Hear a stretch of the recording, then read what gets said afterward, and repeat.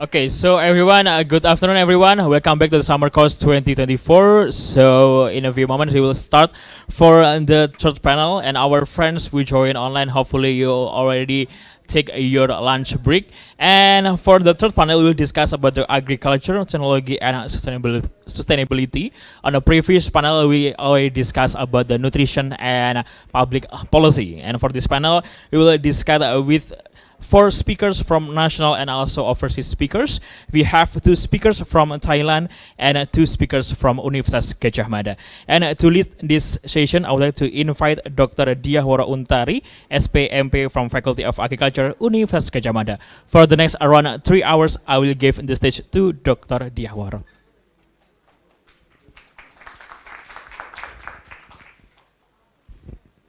Thank you, Mas Yopi. Good afternoon, everyone. I'm Dyah Woro Untari.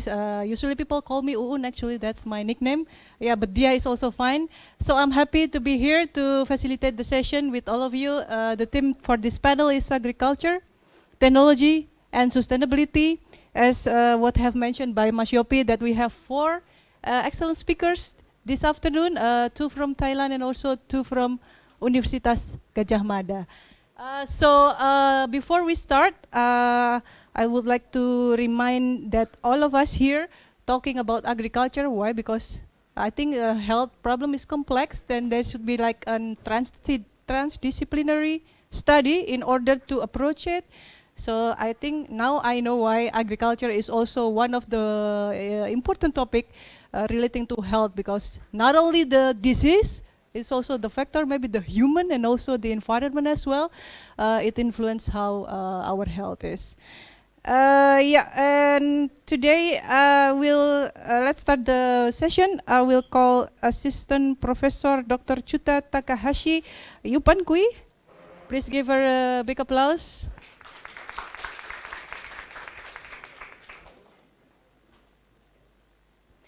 So, please, you can have a seat.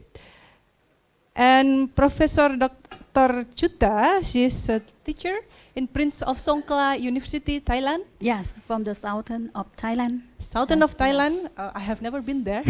Looking forward to. And she's going to share us the knowledge about Nutrasetical in relation to functional food. Yes. This is a new term, I think, for me, maybe not for you. I want to know about that, and I thought that every food should be functional. But maybe we'll know more about that from you. Yes. Okay. Thank you. Please have a seat. And then we have our second speaker. He is Associate Professor Inthawoot Suppavorasatit, Ph.D. from Chulalongkorn University, Thailand. He is joining us online. Do we have the video? Okay, but maybe we will know the speakers better later on. And then the third speaker is Dr. Widiastuti Setyaningsih, S.T.P. M.Sc. She is from the Faculty of Agricultural Technology. Please give her a big applause. Welcome on the stage. Widi maybe, yeah? Yes. She will share about bioactive compounds related to functional food. So maybe we have consumed them without realizing that we already consume it. Okay, and then the last speaker is Dr. Insinyur Endy Triyannanto, S.Pt. M.Eng IPM ASEAN. Please give him a big applause. Pak Endy is from Faculty of Animal Science, Universitas Gadjah Mada, and then he will share about the technology, how to increase the quality of livestock products so that we can have a better quality of life. Yeah. So to start our session today, I would like to call on Dr. Chutha to start the presentation. Oh, before that, I think, sorry, there's a video to introduce the speakers.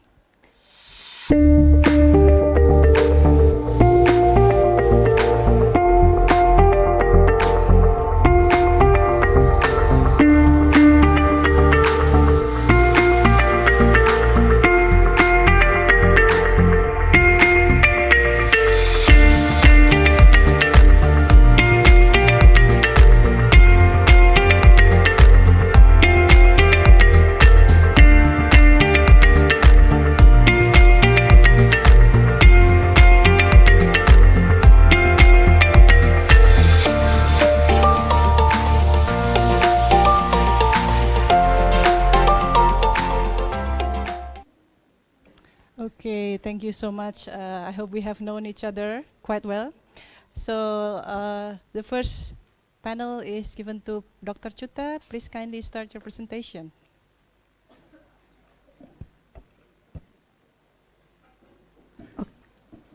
Okay, can I stand up? Because we just finished food. Yes. Okay. So first of all, I would like to say Sawadee ka. That in Thailand, Sawadee ka, that means hello. Okay. But for the man, you have to say Sawadee krap. Okay, Sawadee ka is for women. Okay.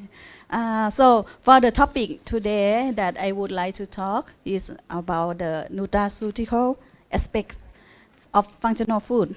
Okay.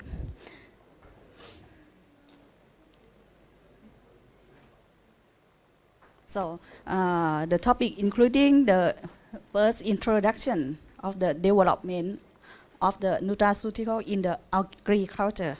Okay. And the second topic is the nutraceutical approach to the local food quality improvement.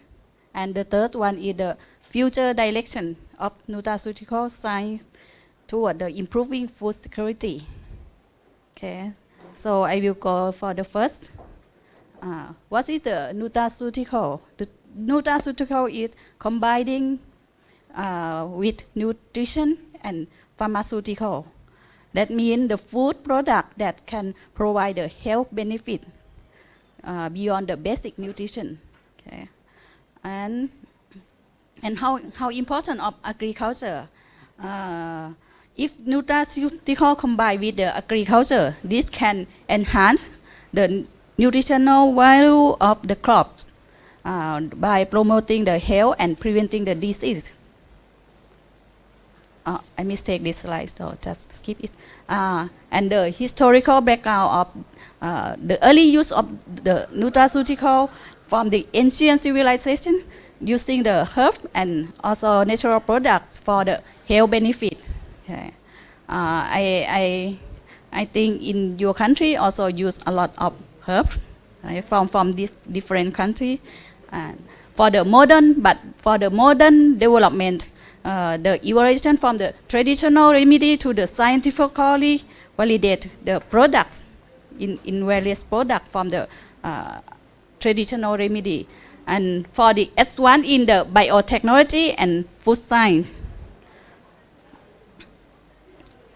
Okay, let's see how many types of the nutraceutical. The nutraceutical we can separate in each type. The first one is a functional food. So now you will know what is the functional food. The functional food is that food that fortify with the additional nutrient or ingredient with the any specific function, okay, for the health. And the dietary supplement such as in the form of pill, powders, liquid form that containing the nutrient extract and from food. Okay. And medical food formulated to be the consumed under the supervision of physician. Right? I think all of you here also the medical doctor, right? Okay. And for pharmaceutical, that is from the plant that genetically modified to produce the pharmaceutical function. Okay, this is all the type of nutraceutical. Okay, and how to develop the nutraceutical? They have the process. First of all, need to do the research and also identification.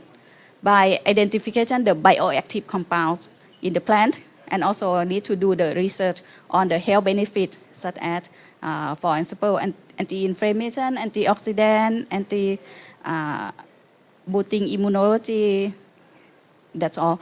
And then you have to.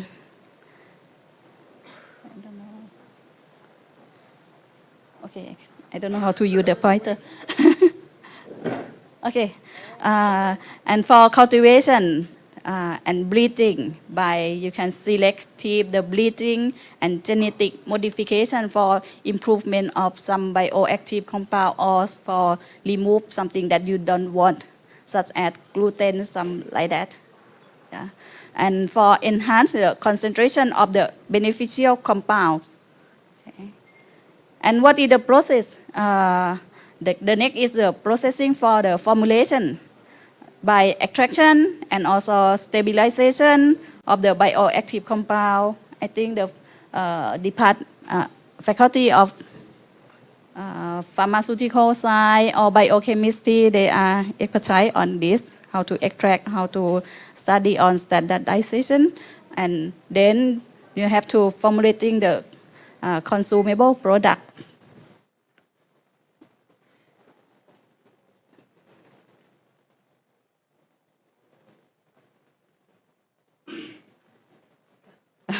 Okay. Okay, and what is the benefit of the nutraceutical? The benefit on health, I will talk about the benefit on health. Of course, you know, this is for prevention and for the treatment of the chronic disease, such as heart disease, diabetes, or any disease boosting immune system. Okay, I just give the sample. And in the agricultural benefit, this can increase the crop value if you can, and also sustainable for farming practice, how they can increase the crop value. If you can increase some or do some reaching of any bioactive compound, so your product, your crop can be higher value. Right? And for the economic impact, the growth of nutraceutical market and also the opportunity for the farmer and the biotechnology company. If you see from the slide, this is the global nutraceutical market. You can see if we consider by the product, okay, such as the dietary supplement or functional food. In terms of ingredients, such as now in the trend of prebiotic, probiotic, and vitamin, whey protein. Now is the trend of plant-based protein, right? And also omega-3 mineral. And from 2022, the CAGR rate is increased from 9.4% to 2030. This is it increased the value a lot. Okay, and what is the challenges in the development? The challenges on the scientific is the complexity of the bioactive compound that you have to study on it on, and also ensuring the bioavailability and efficiency. This is a challenge, how to increase the bioavailability, such as the curcumin, right? It cannot absorb well in our intestinal. Then the pharmacy or the person who have the duty on this, how to make the bioavailability and efficiency after you eat curcumin. And also the regulatory challenge by navigating different regulation in each country, such as in ASEAN they have this regulation, in European they have different regulation. Then you have to know the regulation, the limitation of the active compound, something they limit the doses. Okay.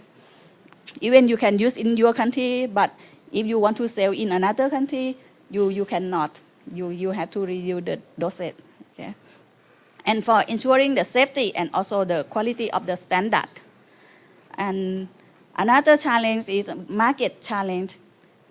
The consumer acceptance, this is the big challenge also. Even you can develop the nutraceutical, but if the consumer not accept, that means you cannot sell, you cannot, right?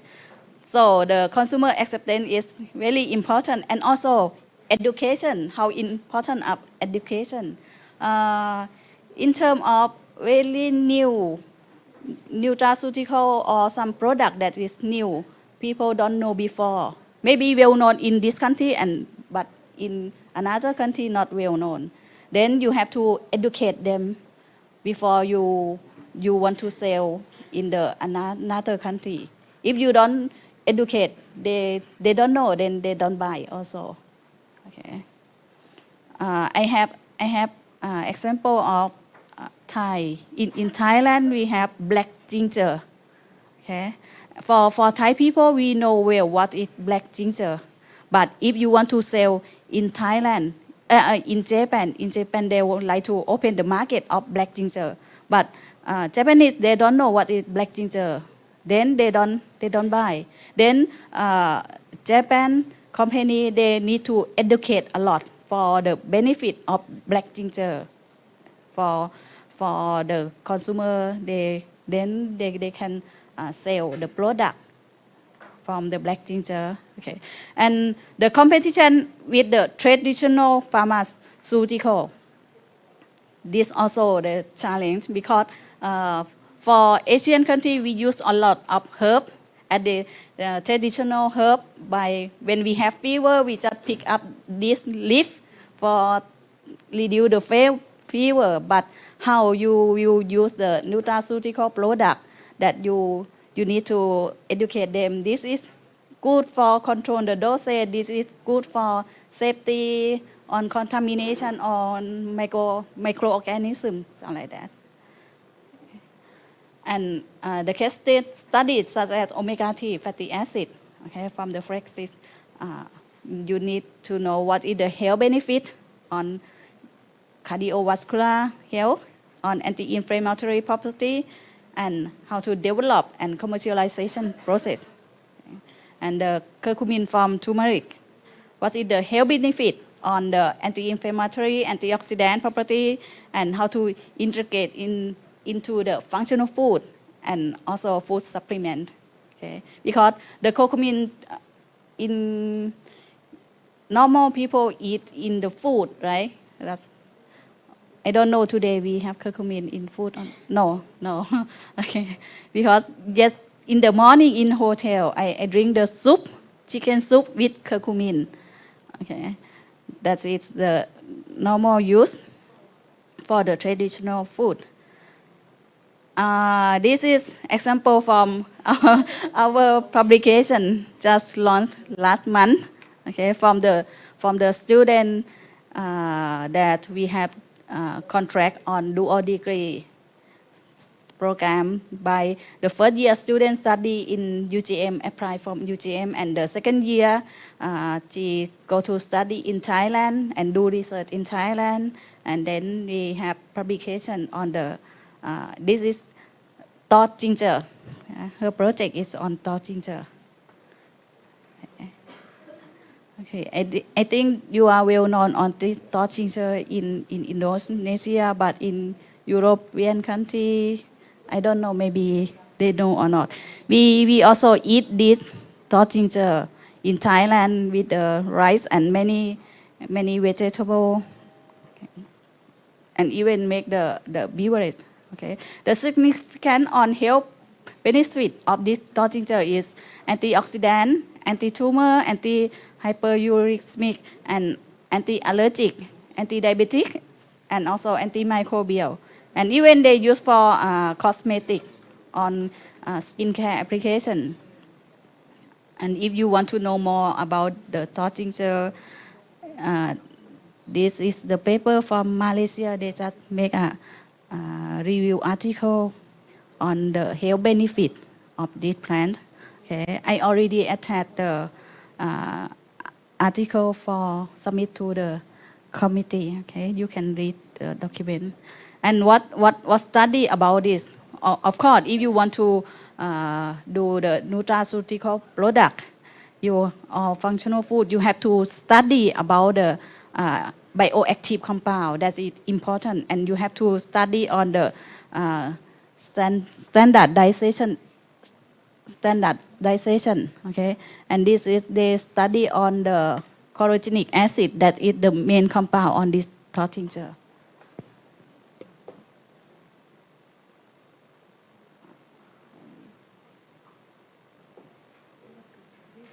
Okay, what is the future trend of this? The advancement in the biotechnology by using genetic engineering technique, and also personalized nutrition can be tailoring the nutraceutical to the individual genetic profile. Okay? And for sustainability focus, can be environmentally friendly cultivation practice, and also can be reduce the carbon footprint and resources use.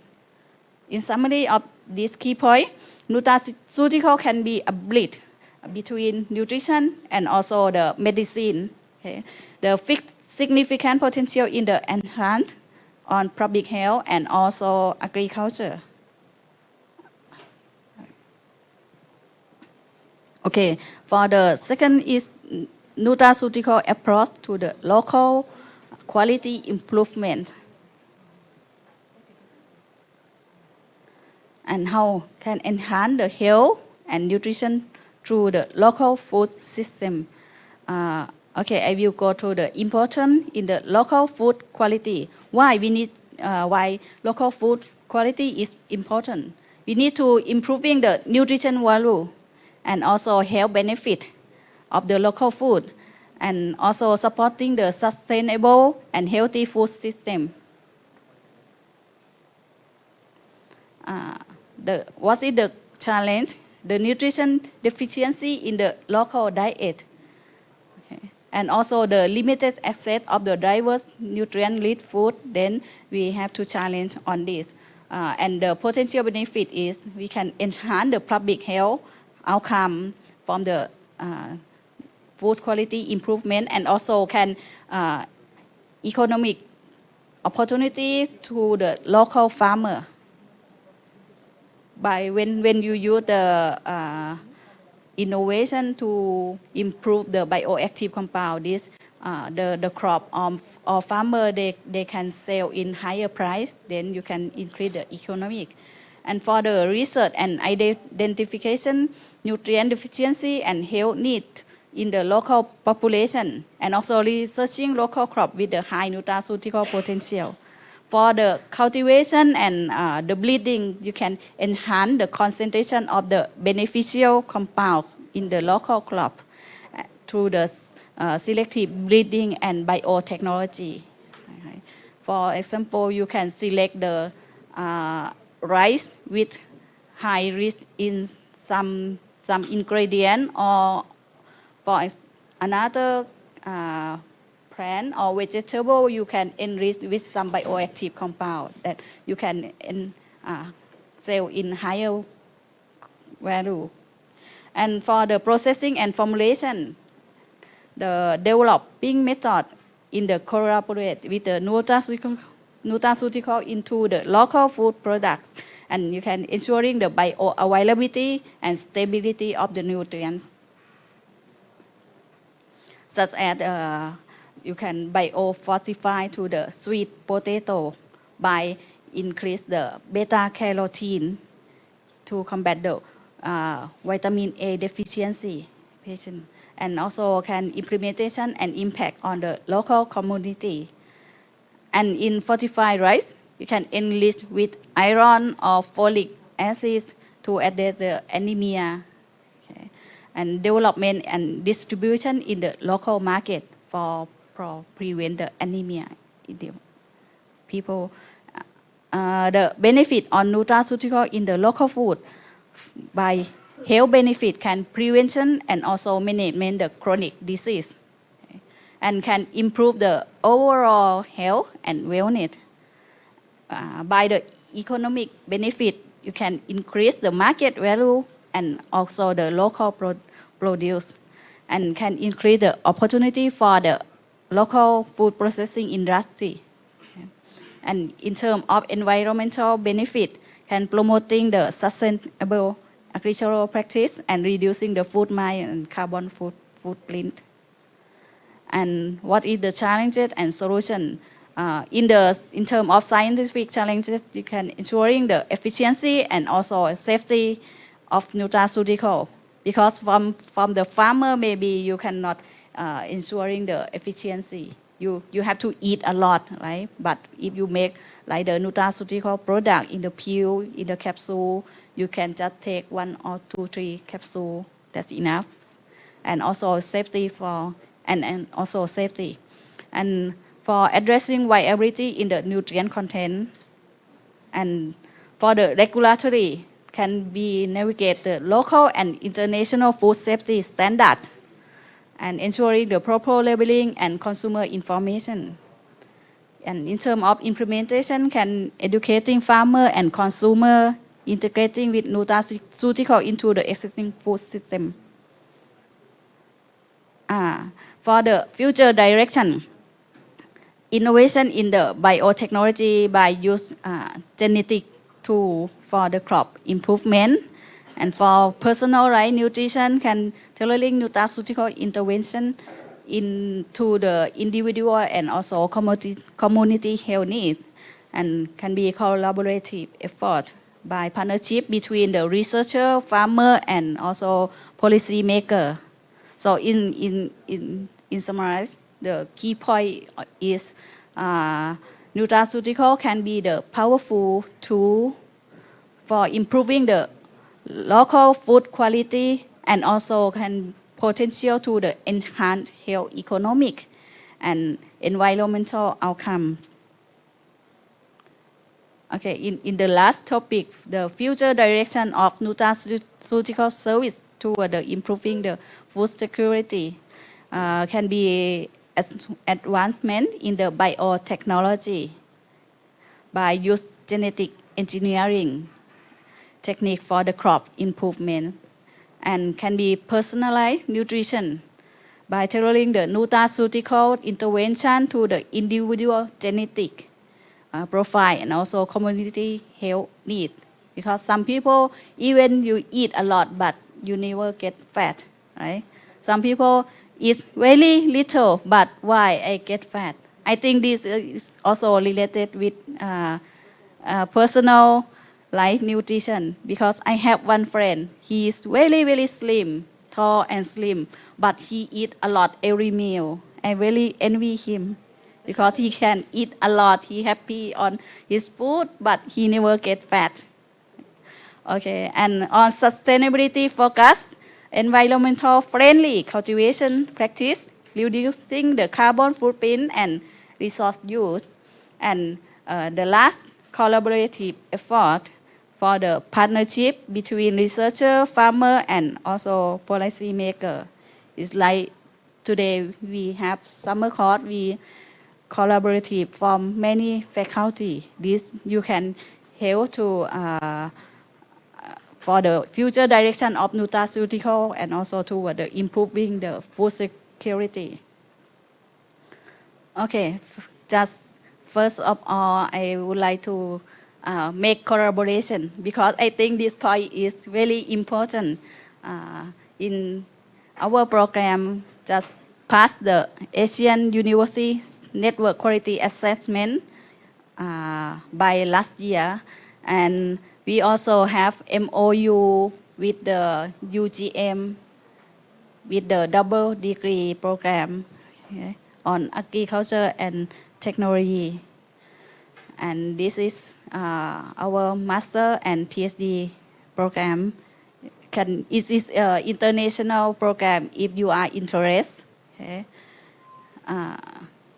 So we have master degree, Ph.D. and dual degree program. And this year we just launched the new program for the bachelor degree on dietetic and nutrition health by international program. We have the one student also join summer course from Yan. He is from Myanmar. He is a medical doctor from Myanmar, also join on master degree on our programs. And finally, I would like to say thank you. This is a New Year activity. Okay. Thank you for your attention today, and welcome for any questions. Thank you, Dr. Chutha. It was an interesting topic, and I just noticed that torch ginger is also one of the example of nutraceuticals. My colleagues in Thailand, she did social research anyway, but she researched about red berry rice. I think it's also part of nutraceuticals because it contains vitamin B. Yeah, I think we need to identify and then also introduce that to public. So I think this is a very interesting research topic. Thank you for your presentation. Thank you. Yeah, and then we will proceed to the next speaker. We have a speaker joining online, Assistant Professor Dr. Associate Professor Dr. Inthawoot Suppavorasatit. You are here already. Hello, Hello. Dr. Inthawoot. Can you hear Yeah, me? nice to meet you. Okay, so you can start your presentation. The floor Okay. is yours. Thank you so much. I would like to share my screen first.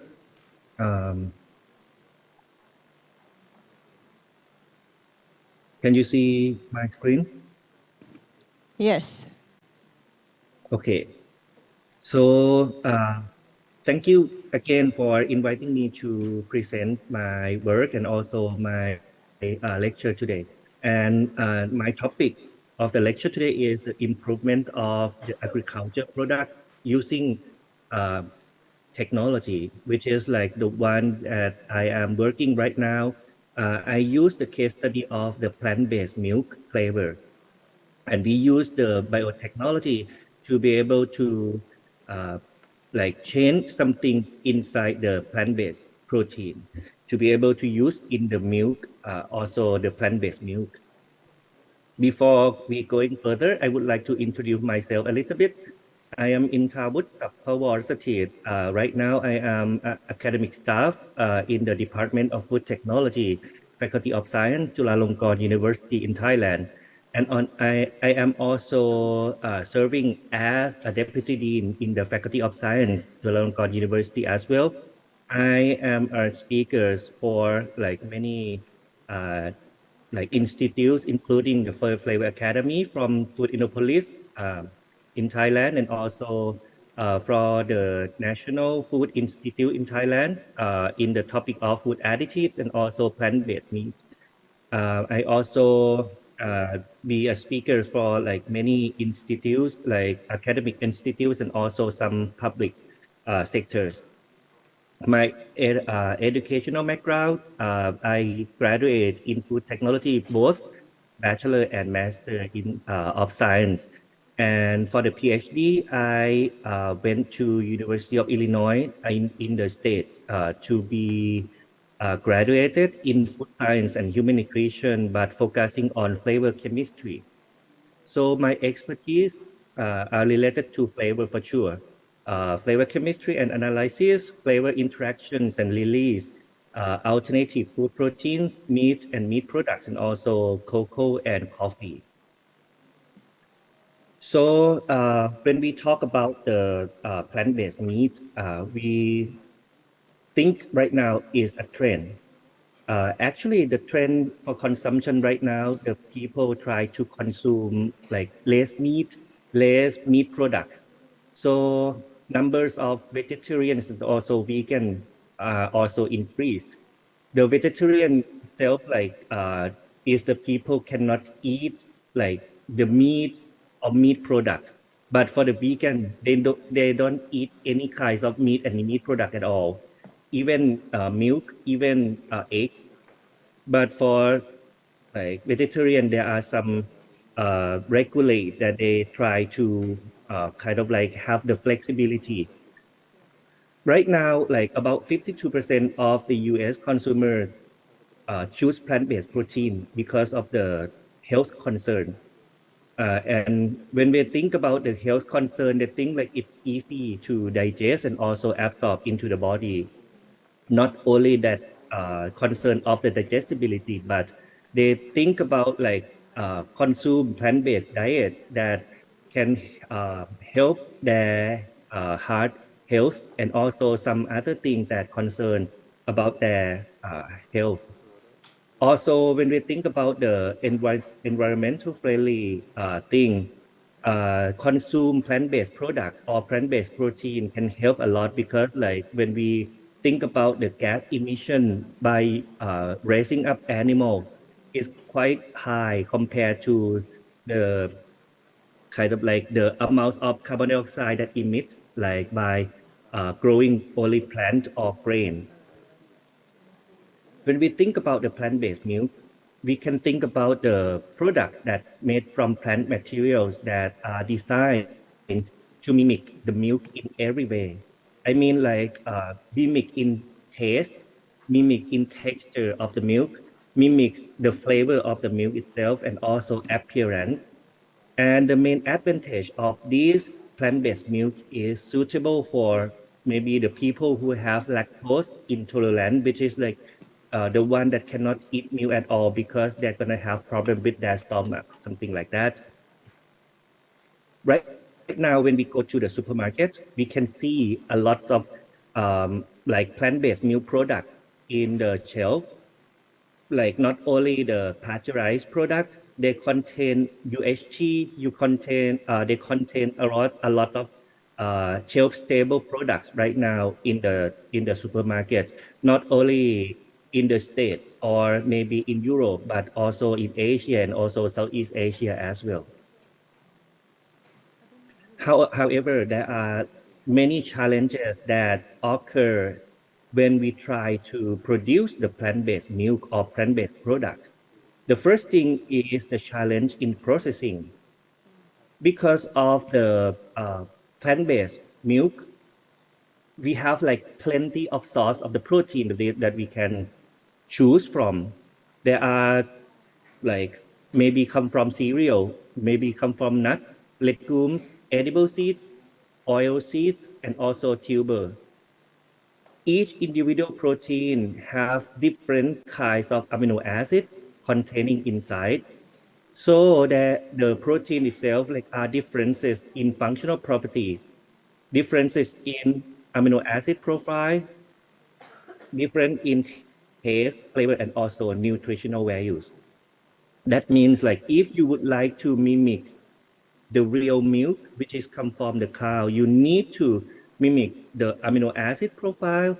You need to mimic the taste, the texture, and also some other thing that related to functional properties of the protein as well. Also making the milk that can be drink or can be consumed, the safety supposed to be concerned. So the heat treatments that come with the like pasteurization, ultra pasteurization, sterilization, and also UHT is come across the problem because if we heat it, for sure, some flavor that contain inside, which is the volatile compound, will be lost. This is just like the example that can be occur with the flavor, but there are a lot of problems that occur. I will talk about it later. When we talk about the nutritional values of the plant-based milk, since there are a lot of types of the protein and also the amino acid profile of the milk and also of the plant-based milk supposed to be the same. I mean, like if um, in the ideal case, so they have to mix of the various types of the protein to mimic the nutritional values that contain inside the real milk or cow milk. So they need to mix not only the protein, but some vitamins, some minerals to mimic the milk. That the challenge that we need to study more and more. But not only the challenge during the processing as only the processing, but the challenge in the flavor is kind of the problem that we have faced nowadays. Because plant-based protein itself mostly come from the maybe soy protein and also pea protein. They contain unique flavor from itself. For example, beanie, green, and also glassy flavor. In order to like consume the product from maybe soy protein and also pea protein, normally the people in Southeast Asia or some country in Asia like think like it's normal to have those kinds of flavor. However, when we talk about the flavor that the people in the Europe or people in the US supposed to be get from those kinds of protein, they don't really understand that why the beanie flavor, the green note, and also the glassy flavor still be in the product. So they try to find some many solutions that can be solved. So one way to solve this kinds of problem, the beanie note, creamy note, and also glassy note can be blocked by using masking agent. And this is just only one way to solve this problem. To be able to block the off flavor, we need to understand that the mechanism that occur inside the like how you perceive the off flavor. You can see in the picture down here. The left one, you can see in the circle one here is the off flavor. People can perceive the off flavor by using the receptor that inside in our body. We perceive the off flavor by interaction between the off flavor itself and also the active site of the receptor. So to be able to block the off flavor reception, so we need either by blocking the receptor or block at the off flavor to be able not be able to receive by the receptor here. So that's why sometimes like we use some other thing to be able to block this to add inside the milk product or plant-based milk product. Because if we can block this one or this one, we can decrease the amount of the beanie, green, and also grassy note inside the plant-based products. For example, in plant-based milk. And the masking agent that there are available in the market right now mostly come from the hydrocolloid or food hydrocolloid, which is one of the food ingredients and also food additives that we can buy in the supermarket or maybe in the like industrial scale market, something like that. However, when we try to make the plant-based milk, it's not only the plain plant-based milk. It's not only the soy milk that we kind of like consume directly from when we extract the soy milk from the soybeans. But somehow we need to have like variety of like maybe plant-based milk. For example, like strawberry flavor, cocoa flavor, coffee flavor, or maybe the fruit flavor, something like that. So to be able to make those kinds of milk, we need to add some flavoring that we can get from the flavor house. There are lots of company that they provide a flavor that can be able to add into the plant-based product and also plant-based milk. For example, like if we would like to have a strawberry flavor milk, plant-based milk, we can buy the strawberry flavor from the flavor house and then adding strawberry flavor to the soy milk itself and make it as a strawberry flavor soy milk. However, during adding flavoring inside the mixture of the protein and also some other ingredients, we need to do mixing, we need to do homogenizing, and also we need to do heat treatment. Like doing processing like this, we're gonna get the plant-based milk with the flavor that we would like to have. For example, strawberry one. However, the problem that should, mostly or usually occur is the flavor of the plant-based milk is different from the chosen flavoring. For example, like when we try to add strawberry inside the plant-based milk, after we add the flavoring, somehow it can be changed to be some other thing. Those phenomenon can be happen. Oh, sorry. Let me go back. Those phenomenon can be happen because we need to understand that like the flavor compound or flavoring compound is the chemicals. Everything like that has the flavor or aroma come from like many kinds of things that can be volatile. And also the flavor compound as well can be volatile. And everything that can be volatile supposed to be the have different functional groups. The functional group that I am talking about can be maybe aldehydes, ketones, can be ester, ether, or maybe alcohol. And each functional group can interact or bind with the macromolecules that contain inside the milk. For example, like protein, lipids, and also carbohydrates. And also flavor compounds can be bind permanently or maybe can be bind but not permanently. But if it bind permanently to the macromolecules, that means like if it bind like this, they will not be released. And if it not be released, that means like you cannot perceive even it in there. So that's why the flavor perception of the human that if we add some chemical compound that we call flavoring compound inside the food, we cannot be guarantee that the flavor will be the same as before that we add into the food system. So it can be changed or weaker the flavor profile of the flavor that we add into the food. The type of the binding, we can have like many kinds of binding that we occur with the chemical compound, which is the flavor, and also the macromolecules that we talk about.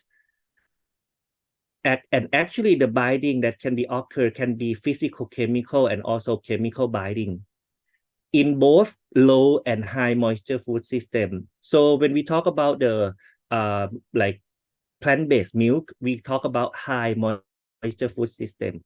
So in this one, like the macromolecules inside the food system can be bind with the flavor compound as well. And as I mentioned, that there can be chemicals and also physical chemical binding. The chemical binding can be fixed like strong with the strong interaction, which can be called covalent bond. And this one is irreversible, which is not, if it bind already, it cannot be released at all. And the problem come with this strong interaction of the covalent bond like this. And actually for the influence of the food matrix, the food matrix that we talk about, there are like lots of components in it, including protein, carbohydrates, and also lipids. But the main macromolecules that affect the flavor interaction is the protein. So right now I am talking about the protein and flavor interaction. The protein itself doesn't have that much flavor, but somehow it can alter the flavor perception of the human because they can bind or interact with the flavor, both off flavor and also desirable flavors. So if it like bind with the off flavor, we cannot perceive, which is like the thing that we would like to have. However, if it bind with the off flavor, it can bind with the desirable flavor as well. So if it bind with those desirable flavor, we need to fix those kinds of problems.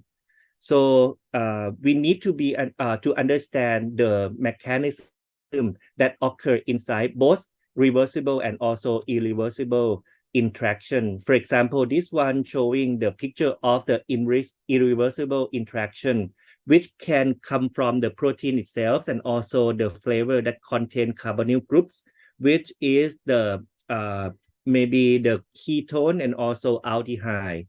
And it can cause the covalent bond, which we call shift base formation. And this interaction that can be occur inside the food system, either from the food system that contain protein and also some other sugars, or like the Maillard reaction that can be occur, for example. And also some other functional properties of the protein can have the effect of the release of the compound, because like when we put some protein inside the beverage or something like that, it causes the gelation. And causing gelation can make the viscosity of the protein change as well. So the viscosity of the protein change, that means like it can be blocked, some flavor that can be released into the system. So it's hard to be able to perceive the flavor after the gelation is occur, for example. After we know the problem that already occur inside the food system, for especially in the plant-based milk, so we need a lot of study that can be like that we can explore more to be able to solve those kinds of problems. So today I would like to bring up my own research that related to how to solve those kinds of problems. The first research that I'm going to talk about is just using the enzyme, which is like the one that I talk about, like we use the biotechnology to be able to solve those kinds of problems. Since we know that the protein itself like can bind with the volatile compounds and can be irreversible interaction or covalent bond with the aldehyde or ketone groups of the flavor compound. So in those one, we try to kind of like change the conformation of the protein by using the enzyme. And enzyme that I use in my research is protein glutaminase. And the flavor that we are going to talk about is the vanilla flavor, which come from the chemical called vanillin, which is the one that can produce the vanilla aroma and also a vanilla flavor. From this one, the protein modification method that we call deamidation can be explained by the protein itself using the enzyme. Those the PG, which is a protein glutaminase, they can change the functional group of the protein, which is the glutamine group, to glutamic acid. So this one, the amine, change to be the acid, for example. So this one, the protein glutaminase, which is come from the bacteria, they can have like the deamidation that occur only the glutamine residue inside the food system. So that means like less is specific to the substrate and less conformational of the protein chain. So less conformational change, that means less change in the functional properties of the protein as well. So this data, they show that like the CP come from the coconut protein and the DCP is come from the deamidated coconut protein. To be able to make sure that the binding of the flavor compound, which is the vanillin, to the coconut protein, kind of like show the higher number of the binding of the protein and also the of the vanillin. But somehow, if we do the deamidation or we do at the DCP samples, you see that the number of the binding is less, like from the DCP less than the CP. Which that means like if we add some enzyme that can cause the lower in binding properties of the protein to the vanillin, which is like the example of the flavor compound that contain carbonyl groups inside. This is the number that we calculate from the like injecting the like compound inside the machine, which is a GCMS.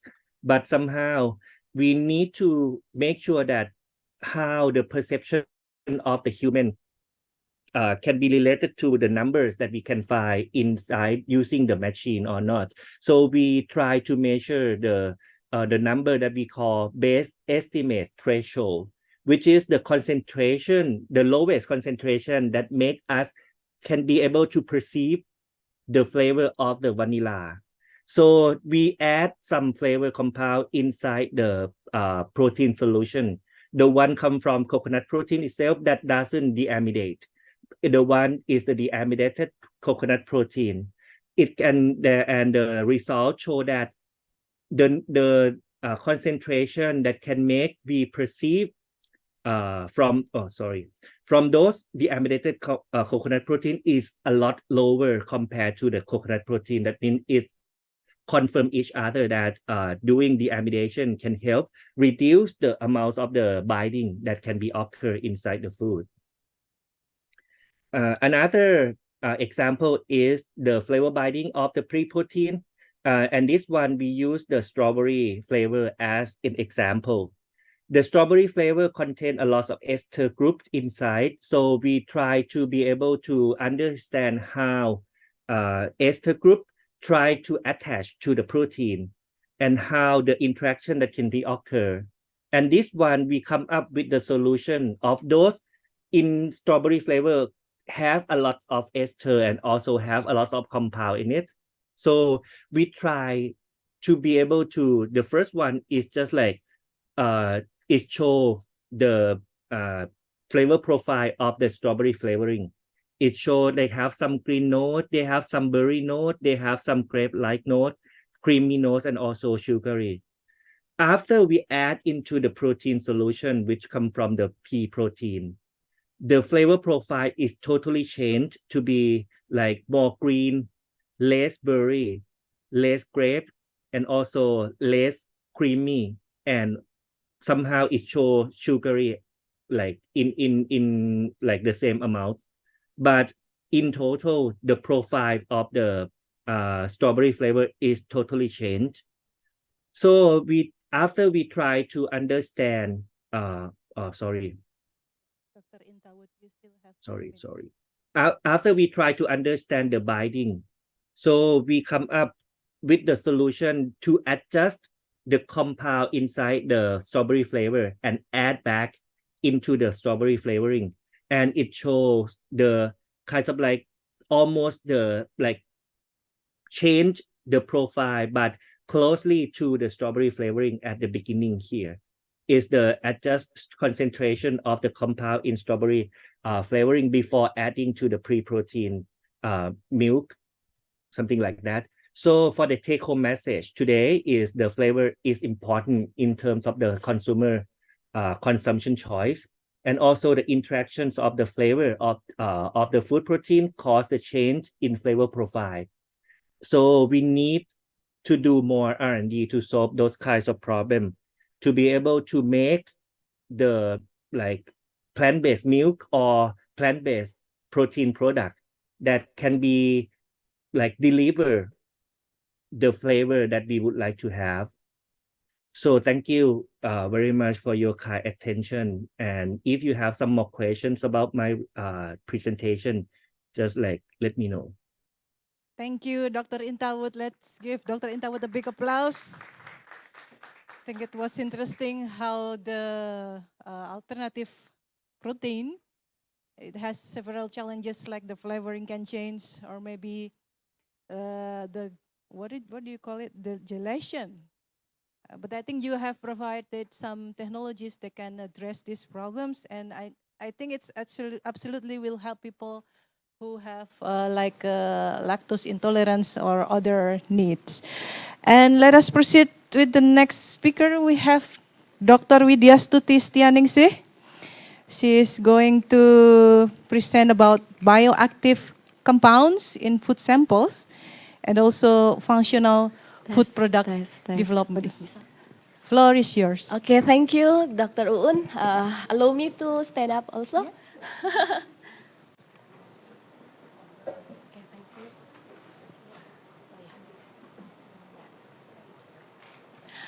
Good day, everyone. Good day. Sleepy or hungry?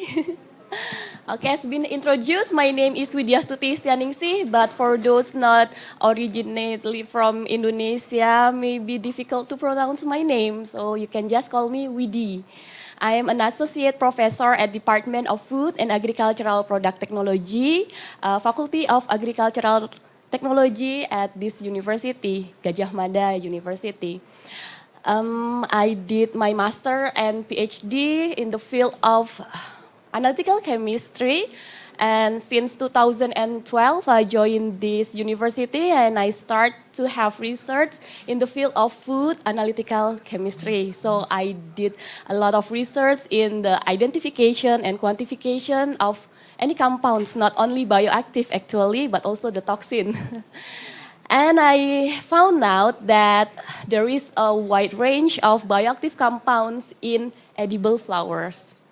And also related to my expertise in analytical chemist, I developed analytical method, the new analytical method to assist the development of functional or innovative ingredients based on edible flowers for future functional food products. This is in line with our topic today and also in line with the topic next week that you will visit Arista Garden.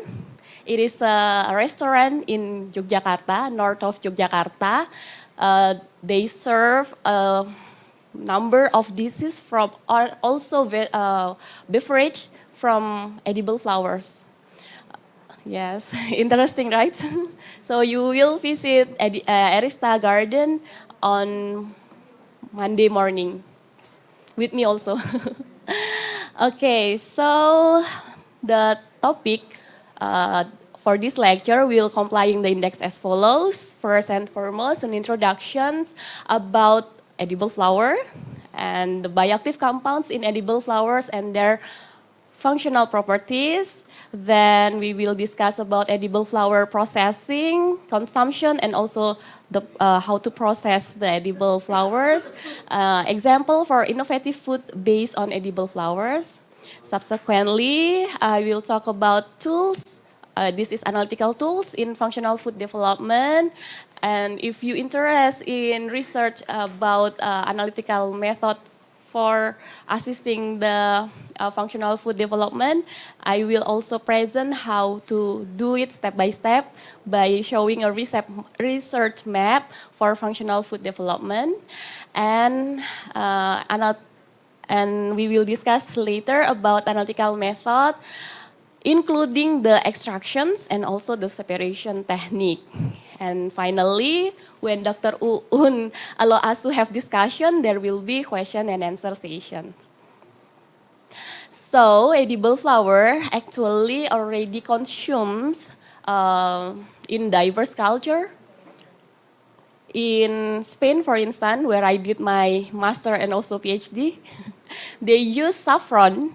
This is the famous flower that very expensive.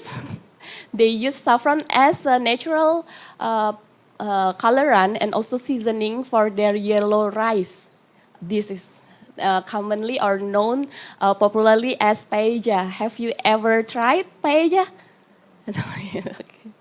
And what about in other countries like in Mexico, in Egypt, in China, or in Thailand? There are also edible flowers like hibiscus sabdarifa, or we know it as roselle, marigold, green bunny, and also jasmine. All of these ornamental flower normally dried and then used as tea beverage, tisane. And what about in Indonesia? In our country, we also traditionally consume flower derived from fruit like coconut flower. Especially in this region, in Yogyakarta, we have a very famous menu, which is gudeg manggar, with the main ingredient is coconut flower. We also have a number of menus as a salted papaya flower and also numerous dishes based on banana flowers. Apart from this fruit flower, there are also ornamental flowers that can be used as food and beverages, like telang, or in Indonesia we call it telang, but in English butterfly pea flowers, and in Latin name something. Okay, telang, jasmine, torch ginger. In Indonesia we call it kecombrang, dahlia, turi, rose, roselle, and sedap malam. Not only increasing the quality of food by enhancing the appearance and also taste, the edible flower receive a great attention from the researcher because we have identified and quantified a number of bioactive compounds in these flowers. Mostly it's contributed by phenolic compounds. phenolic acid and flavonoid. The phenolic acid described in edible flower containing two derivatives from benzoic acid and cinnamic acid. From benzoic acid, for instance, including protocatechuic acid, vanillic acid, parahydroxybenzoic acid, and for the cinnamic acid, like roselle, mostly it contains of chlorogenic acid. Also in torch ginger flower. The other cinnamic acid derivatives like ferulic acid, which have an anti-inflammatory effect, synaptic acid, and others. And while for the flavonoids, this group makes radiant colors of flowers that you see in the flower garden. You may find many colors. It's from this group, yes, anthocyanin and anthocyanins. These all compounds are strongly related to antioxidant activity that may beneficial to scavenging free radicals. A number of research already revealed that phenolic compounds play an important role for defense mechanisms in biological systems. It can exhibit health promoting effect and also may have inhibitory effect on carcinogenesis and mutagenesis. After we had the pandemic, now we are living in a post-global pandemic era. There is a rise of awareness from population to eat healthy food, not only to boost the immunity, but also for other functional properties. And after this, I will disclose about the functional properties can be provided from edible flowers. The most common one is antioxidant. The level of phenolic compounds in the edible flower can be indicated by the total phenolic content, which mostly have positive correlations with antioxidant activity. Therefore, the higher total phenolic content, the higher antioxidant activity. And we can evaluate the antioxidant activity by many assay, alternative like DPPH, FRAP, or ABTS. The other functional properties provided by edible flower is anti-inflammatory, can be provided by ellagic acid in Rosa rugosa, anthocyanins containing in Hibiscus subdariva or roselle, and tannin in Moringa oleifera.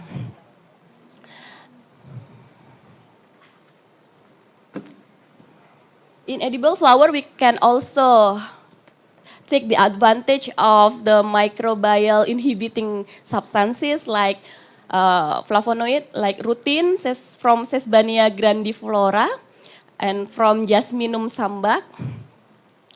In Rosa rugosa also it has gallic acid, and in Citrus aurantium it has quinic acid that can provide the functional properties as antimicrobial. And for anti-cancer agent, it can be provided by chlorogenic acid, quercetin, gallic acid, caffeic acid, and tannic acid, all mostly phenolic acid from many flowers, including bougainville. Maybe you already familiar with this flower because it can grow in all part of the world. Clitoria ternatea, this is the Latin name of butterfly pea, and also dianthus. You may also find all of these flower in Arista Garden on Monday morning. And also they have a neuroprotective agent, also anti-diabetics, a lot. Anti-hemolytic. Okay, if you want to study further about the antioxidant compounds and also their functional properties, because if I mention all of this in this lecture, it can be too long and too boring. So I already distribute to you, I think, through the committee, this paper. We wrote the article review in about edible flowers, the antioxidant compounds containing in the flowers and their functional properties. And to take the advantage of all these compounds to get healthy, we can consume edible flowers in the form of fresh or processes. Edible flower that can be directly consumed in the fresh form like Begonia balinea, Dianthus, Pansy, Viola, and Nasturtium. This is the most common edible flower that can be consumed like in salad or as garnish to make the appearance of food is more attractive. And in the process form, there are a lot edible flowers like Clitoria ternatera, Roselle, Chrysanthemum, Jasmine, and others. Normally, after they are dried, we brew it into a tisane or beverage. But we can also elaborate the dried flower into many unlimited food. We can make it as cookies, chocolate, and other type of food.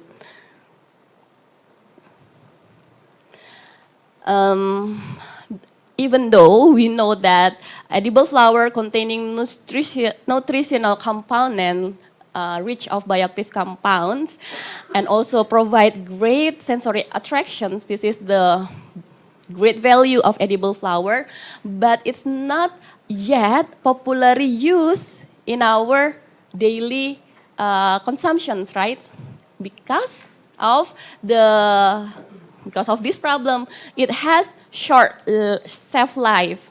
It's unlike a vegetable or fruit, they are perishable but still have a longer shelf life than edible flowers. But we can provide solutions for this problem by processing it, or we can do the extraction for the bioactive compounds to take the advantage of the ingredient in the flower. For the processing, we can we can extend the shelf life by keep it freshness, by applying modified atmosphere packaging, high hydrostatic pressures, edible coating, and expose the flower to irradiations. And for drying, there are actually a lot of drying methods. Some of them is microwave drying and also freeze drying, also combinations of drying technique. And for the extractions from bioactive compounds, we can use advanced extraction technique like supercritical fluid extractions, microwave assisted extractions, ultrasound assisted extraction, and other extraction methods. However, if we apply another step of processing, it could influence the stability of bioactive compounds in the flowers. A research revealed for the three types of flowers, lavender, marigold, and common daisy, that have different levels of total phenolic compounds and total flavonoid compounds. For the lavender and marigold, it can be comparable. However, for the common daisy, it has less amount of antioxidant compounds. And the level is affected by drying method. And for the antioxidant activity, there is a decrease in the activity due to the drying process. Except in lavender, the bioactive compounds can be comparable between the fresh flower with the hot air dried flowers. But in daisy, using the freeze-dried flower can retain the bioactive compounds in the sample compared to the fresh one.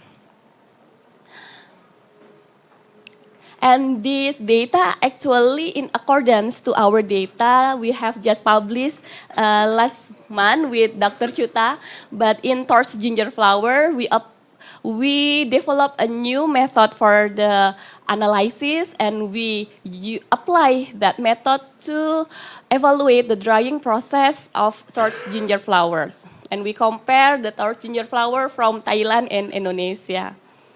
Maybe we can work with other flowers. Apart from drying, extraction of total phenolic compounds from edible flower also has been researched and reported. Different extraction technique like infusion, this is the most traditional one, like macerations without any energy additions in the process. Then sonications, ultrafast ultrasonication, microwave assisted extraction, and also the type of solvent as well as the conditions of the extractions like temperature and time could influence the antioxidant compounds and their activity. It can be ranging from 19 to 225 milligram equivalent gallic acid.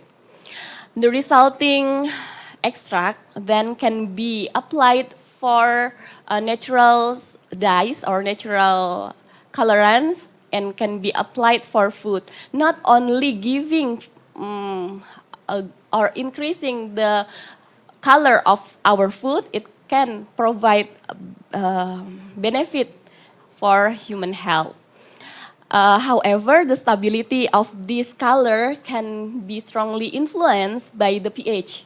That's why if you plant some flower, exactly the same variety but in different land with different pH in the soil, it can produce different color. So in the aspect of food technology, we can apply this phenomenon to provide a wide range of colors from edible flower. On Monday in Arista Garden, maybe you will be shown a beverage from butterfly pea, and it can, when you brew it, it will provide a blue color of beverage. And if you add orange juice, and you can have a gradient color from blue to red, because there are gradient in the pH in the beverage. And the form of anthocyanin is so many. It can be pelargonidine, cyanidine, peonidine, and many more. And normally they are exist not in free form, but also can be conjugated with other substances like sugars. And this is several food that I have been cooked in my kitchen lab. In our faculty of Agricultural Technology, we have kitchen lab that we can cook. We can develop a new product based on edible flower. We made ice cream, chocolate, hard candy, and the most easy one is to dry the edible flower into a dried tisane. Then it can be brewed, whether it's cold or cold brew, to make a beverage. And this is the research map. If you would like to, if you want to adapt my procedure to develop an analytical method to assist the development of functional food and nutraceuticals. The first one, we have to ensure the stability of the compounds under the extraction conditions. Because if the compound is destroyed or unstable during the process, we cannot quantify or identify its, we don't have the valid amount or identification of the compounds. And later, we do the screening test. We check the factors that could influence the recovery of the bioactive compounds by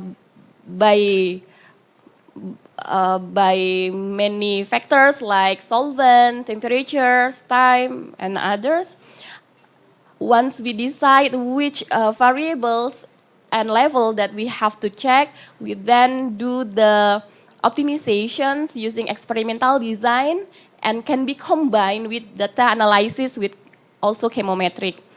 Once we know the optimized method for the analytical extractions and separations, before it can be applied for a routine analysis, we have to validate the method according to the guideline of ICH guideline. And after we assure that the method is valid, we can apply it for the real sample applications that can assist the quality monitoring of the raw material of edible flower, the semi-finished product like the extract, and also the finished product in food or functional beverage.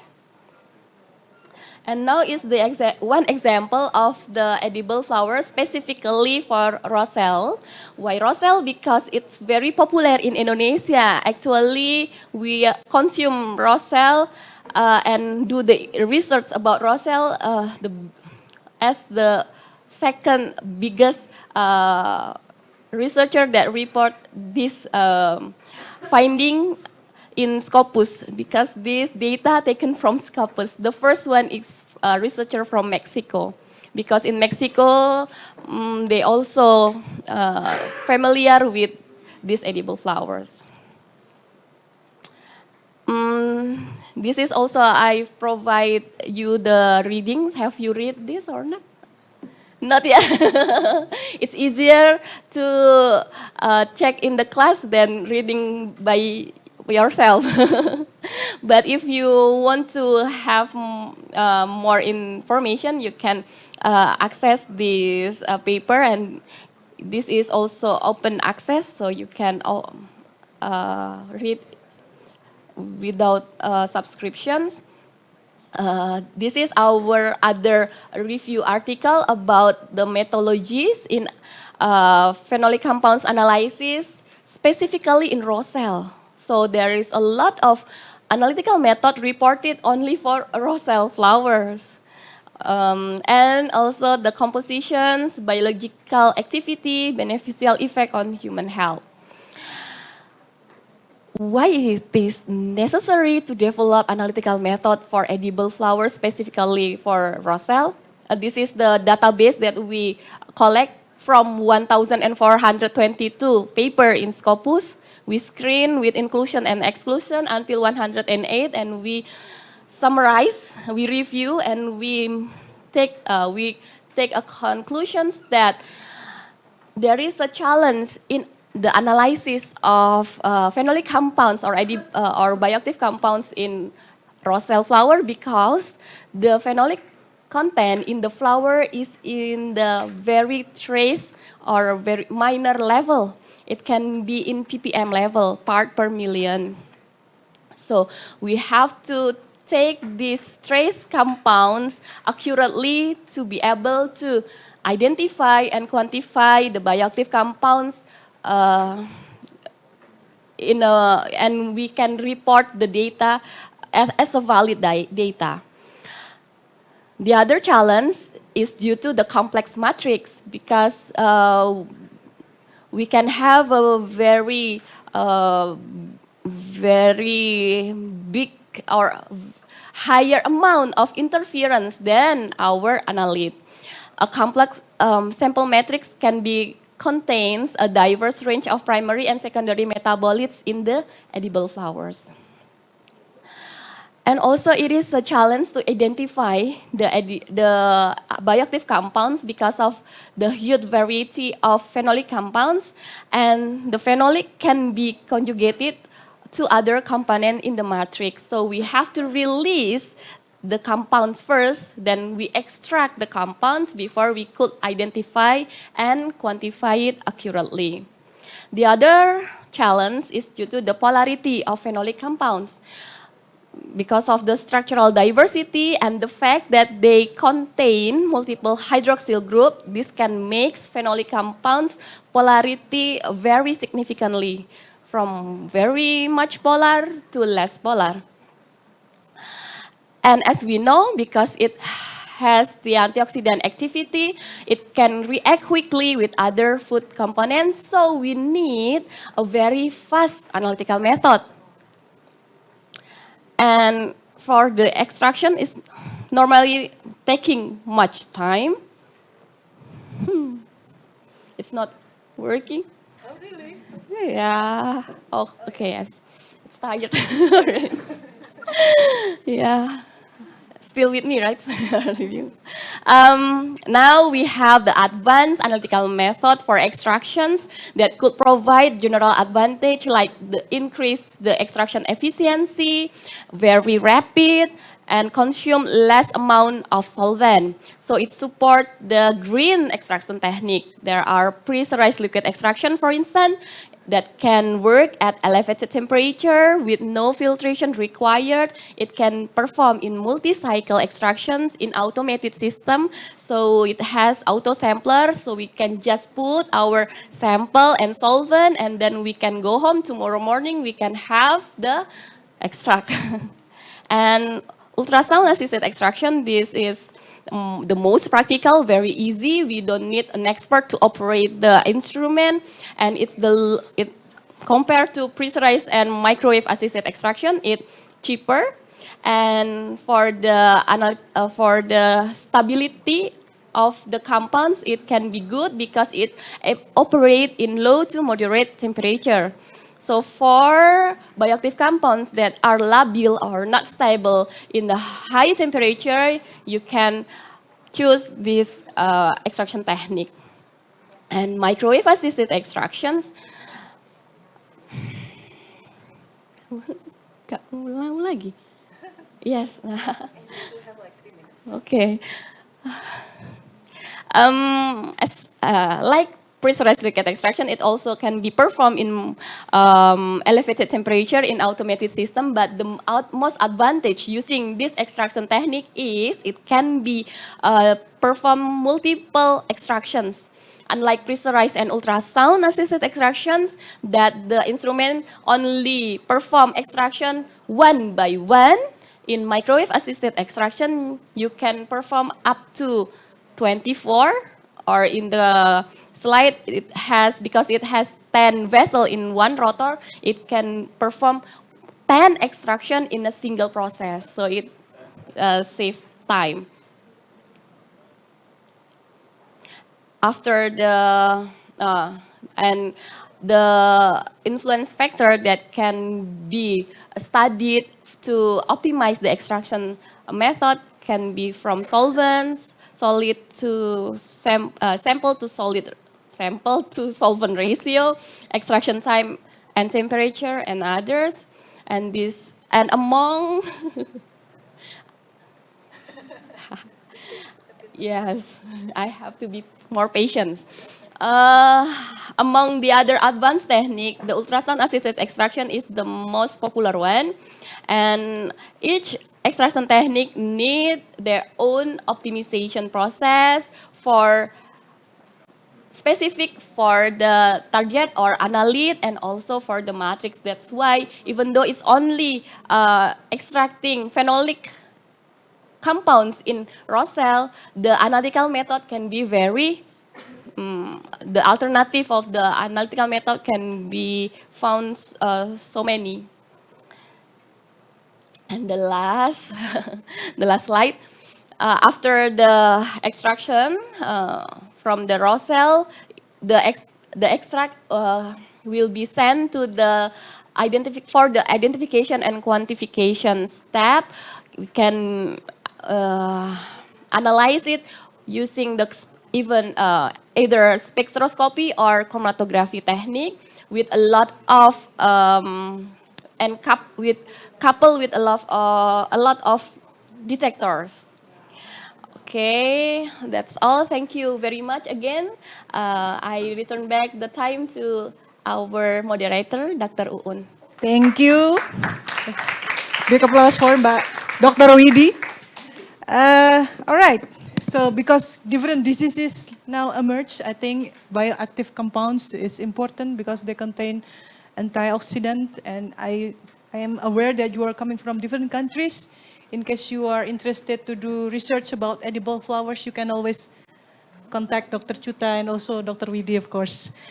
So now we have our fourth speaker, Dr. Engineer Endy Triyannanto.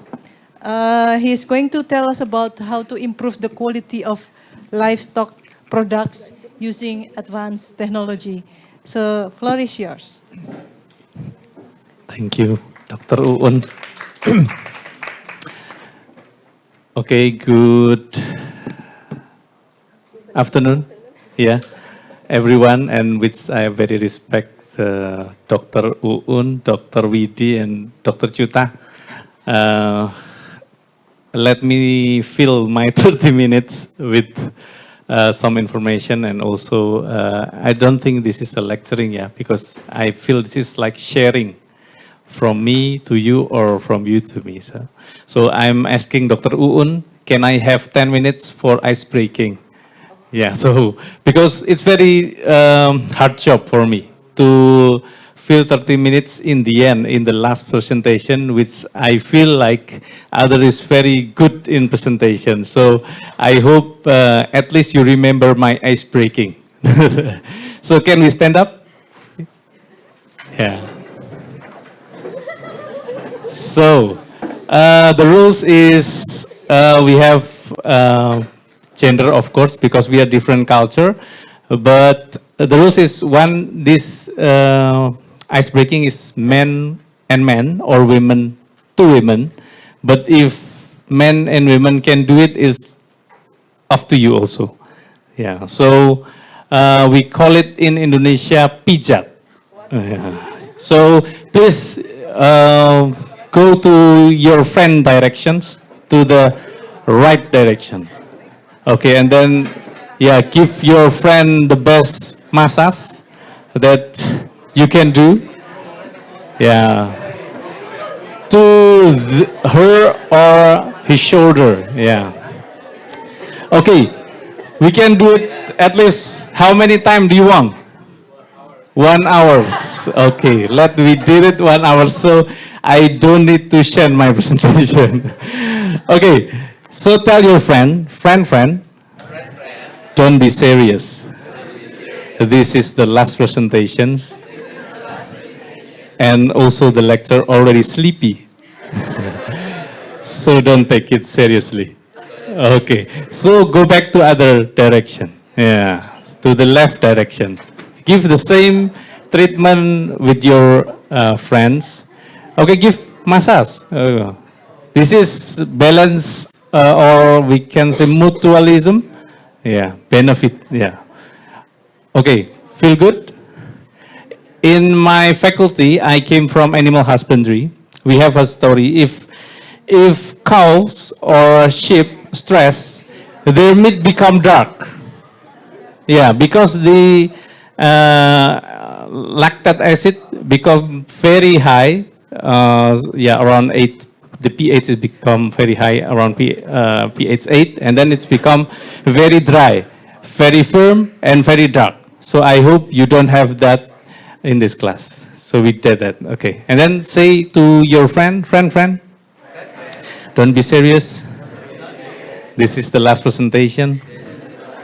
So I hope you pay attention. At least don't sleep for 30 minutes. Okay, applause for us. Okay, can I have, sorry, yeah.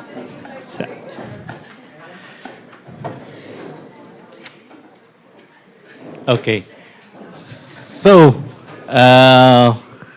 I have information from the committee. Cool down, the internet is down. Yeah, you can see there. So how about we continue our massage? 30 minutes more.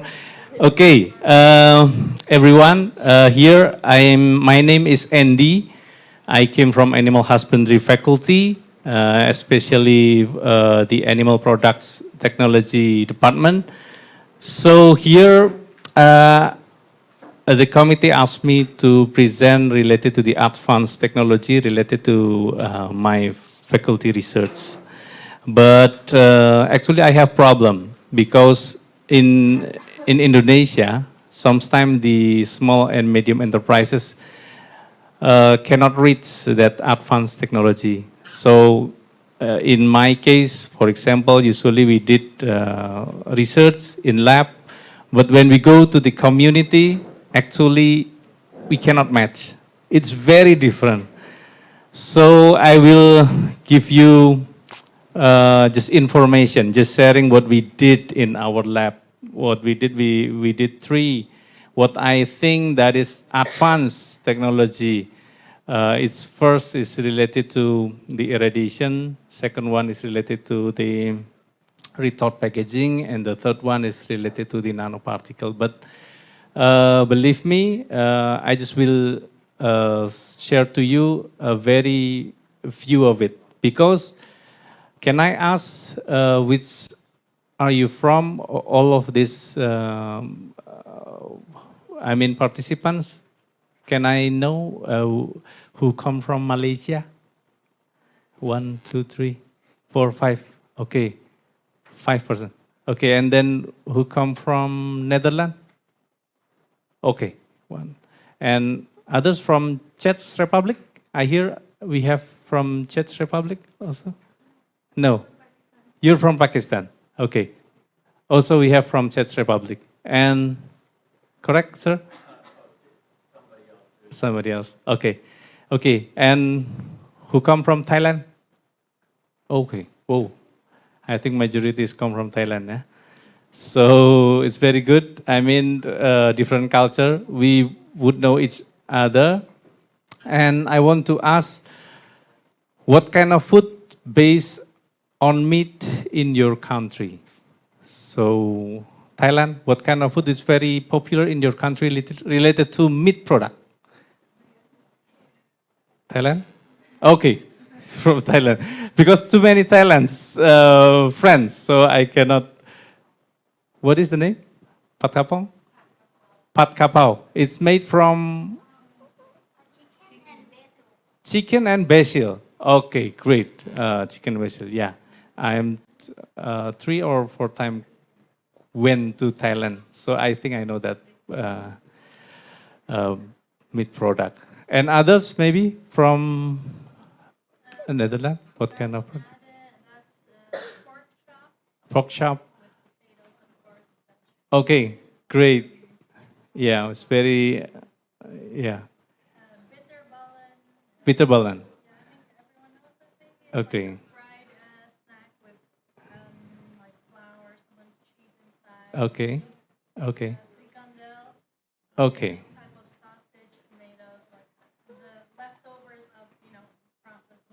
Okay, great. So pork meat. Let's talk about pork meat. If you choose pork meat, what parameters or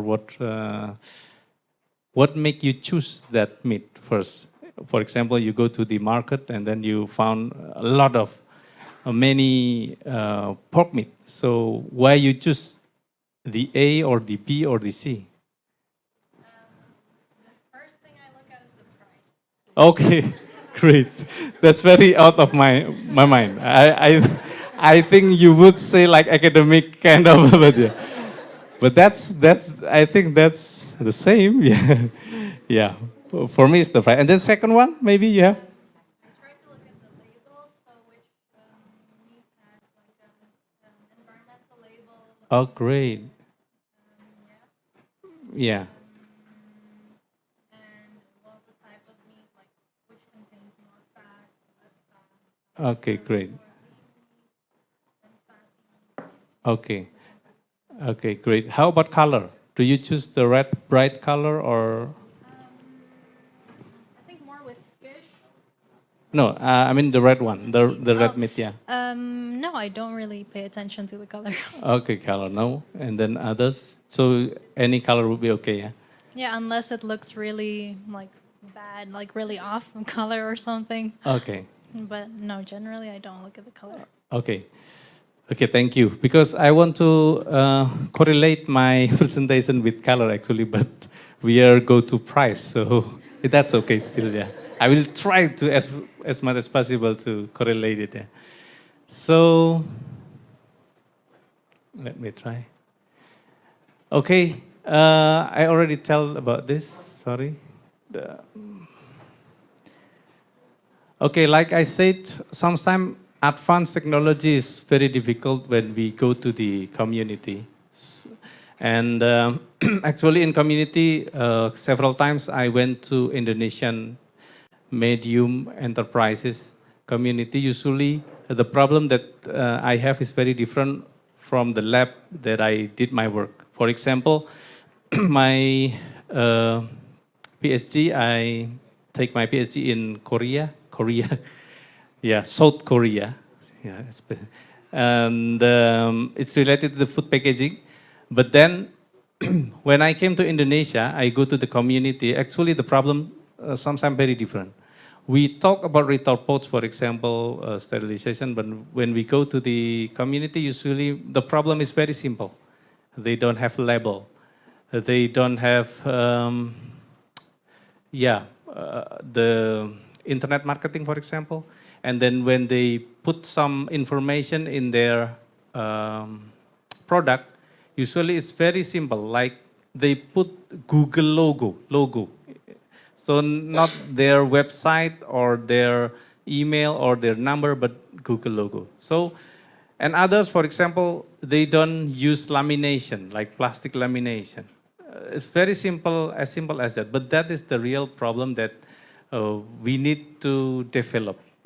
Usually when we did the community service in my lab, it's not very advanced. We try to elevate their packaging first. And related to the color, in our lab, my lab is meat and meat technology. So we have problem related to the bright color of meat. Usually we need to put some nitrite to the meat. Do you know what function of nitrite when we put on the meat products? Yeah, it have many function. Usually antibacteria. It can maintain the color. So in every country, as I know, they put nitrite on our product. For example, sausage. So that's why our sausage can pretend the red color for a long time. And then that's why tomorrow, maybe 26, we will practice. We will try to make sausage using the indigenous or local ingredients in Indonesia. We call it angka. Later I will tell you what is angka. Okay. So as we know, packaging is a system whose aim is to protect the product, especially. People think usually packaging, or when I first learned about packaging, I'm not directly to the protection of the product, but usually I'm more interested on the art or the color. For example, when we go to mini market, how can we decide we choose one product other than others? Packaging. And why you choose that packaging usually? For the first sight, you choose that. Can you help us? Because it looks interesting. Interesting. Usually from the color. Yes. Right? Dr. Widi already said it's related to color. So color already take our perhatian, attention. Attention, yeah. So usually we just need 3 seconds or 10 seconds to choose product actually from the packaging. But actually the function of packaging is so many. For example, in the PPT, usually it needs high flexibility and strength, and then not causing any unwanted smell, having resistance to hot and cold temperature, having resistance to high and low humidity, low permeability, resistant to fats, being hygienic, and suitable for the product types, having relatively low price, and more. Usually when you choose packaging, the elderly or the infant, easy to open it. That is, we can call it a good packaging. So, in our lab, we try to do some research related to this kind of packaging, what we call retort packaging. Usually we use sterilizations. Yeah, it's, that's why sometimes I think in my lab maybe this is advanced, but maybe in your country this is already common. So I just want to share this theme, yeah. So retort packaging, basically sterilization using high pressure. Sometimes it's 2 ATM or more, or 1.8 psi. The key is related to the packaging itself.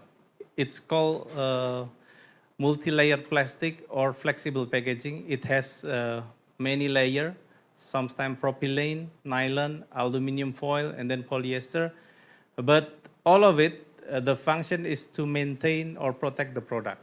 Like aluminum is to maintain the light, and then others using the food grade plastic like polypropylene or polyethylene terephthalate.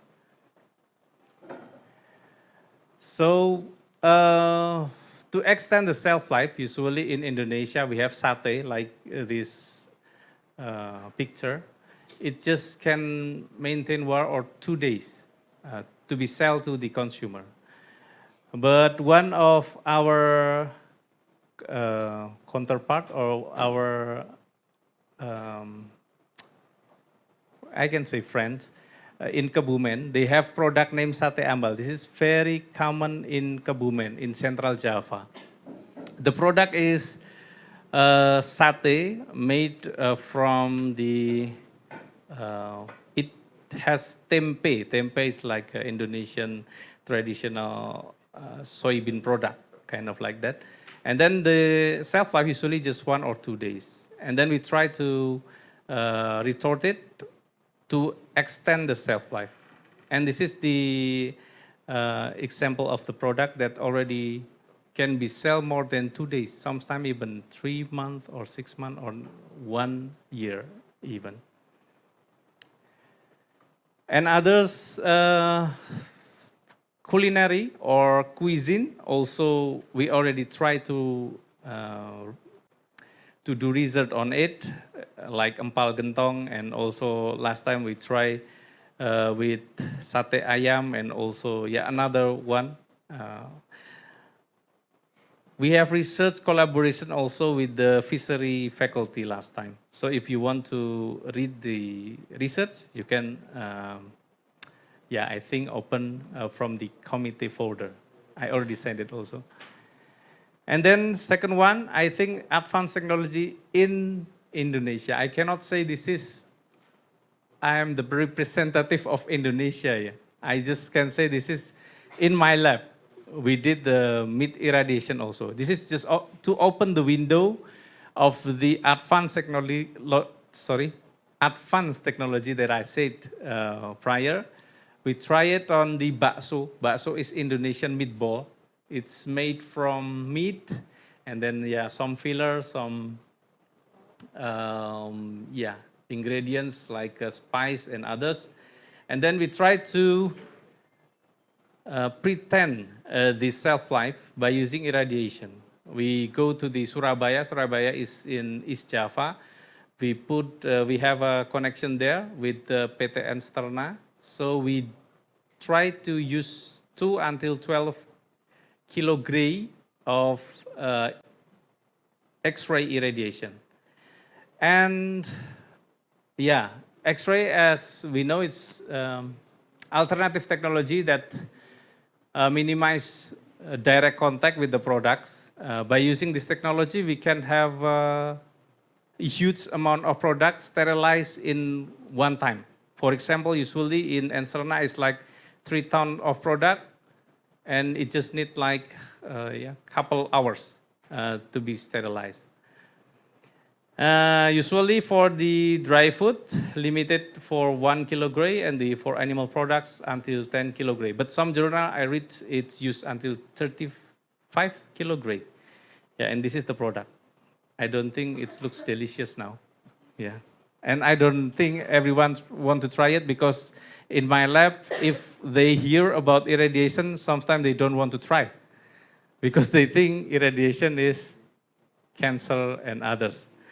But anyhow, anyway, I think we need to try to open the advanced technology, because if we have this technology, means we can preserve, maintain the product for a long time, and we can send to other island in Indonesia, because Indonesia has many islands. It's almost 17,000 islands, if I'm not mistaken. So we need this product, and I bring one data related to the enterobacteria data. Until the 56th day, we cannot detect this bacteria. So just based on my experience, the bakso until 56 days still okay, still not, what is it? Smell? Yeah, smelly, slimy, kind of like that. Yeah, but we need another parameter also in this research. I just check the physicochemical and also the total plate count and then enterobacteria and others. But usually it's affect the color also. So yeah, we need more research related to this bakso irradiate. Yeah. Okay, and this one I think if you interest to read related to the irradiation, yeah, me and the colleagues and the other team have some meta-analysis data. So yeah, this is just to open our knowledge for us also to make meta-analysis is to enrich our knowledge also. Okay, and the last is related to nano-encapsulation in meat.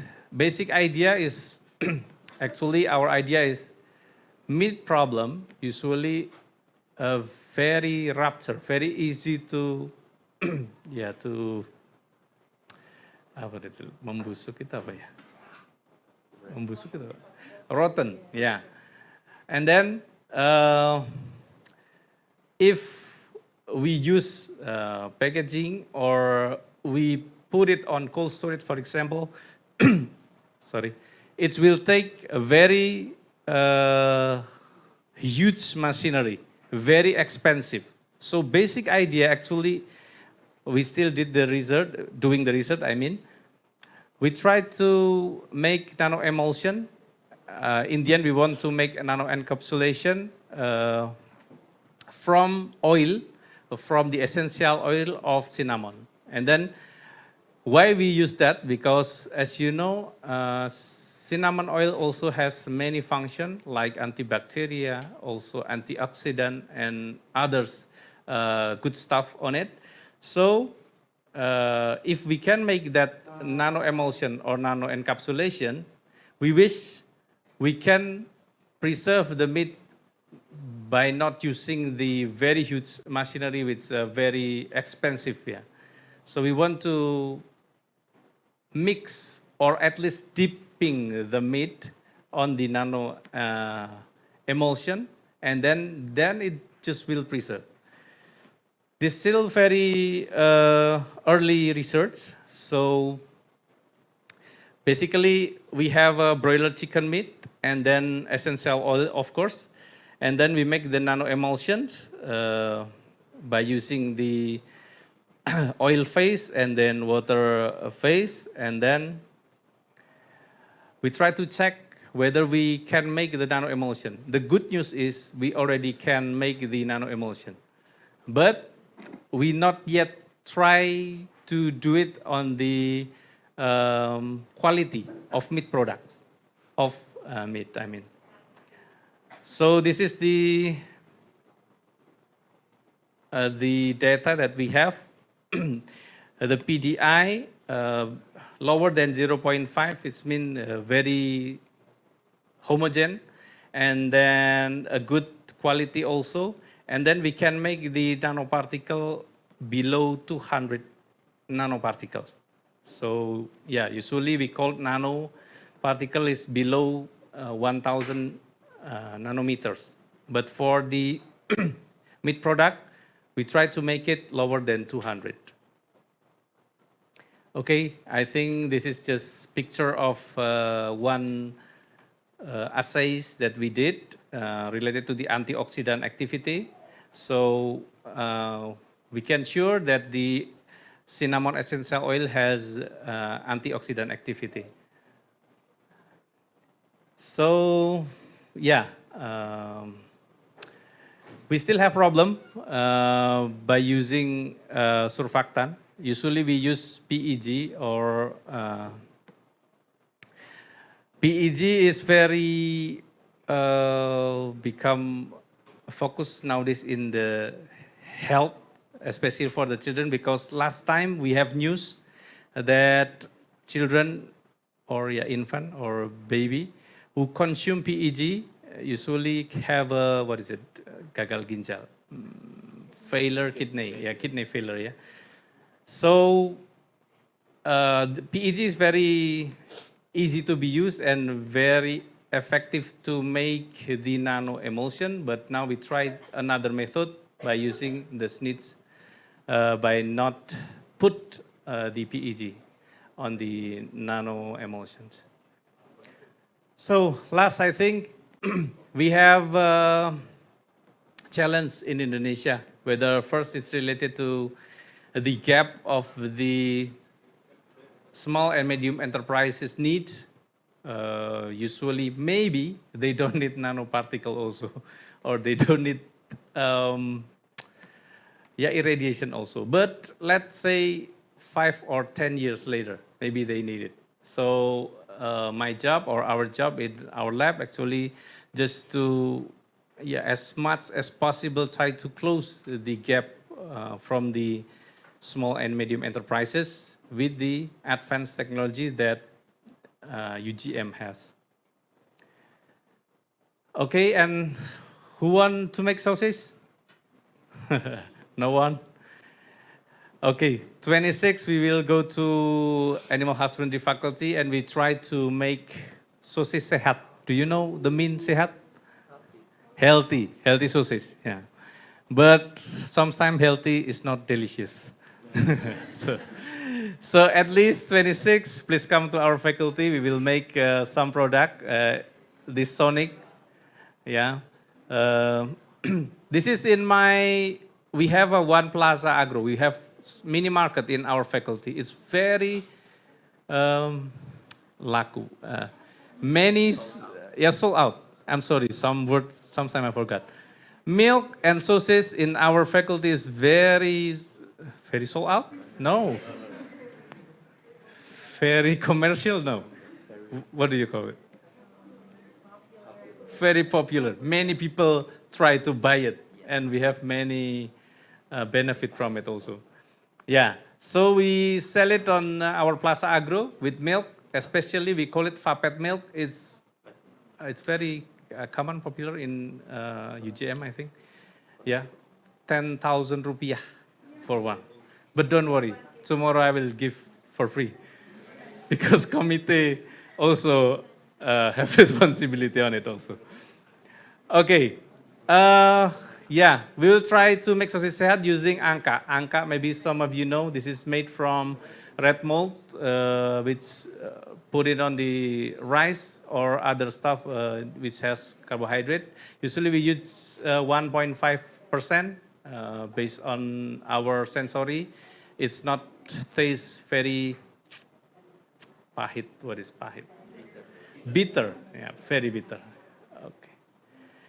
Okay, and we use this small retort machine because, as I talked before, sometimes advanced technology is expensive.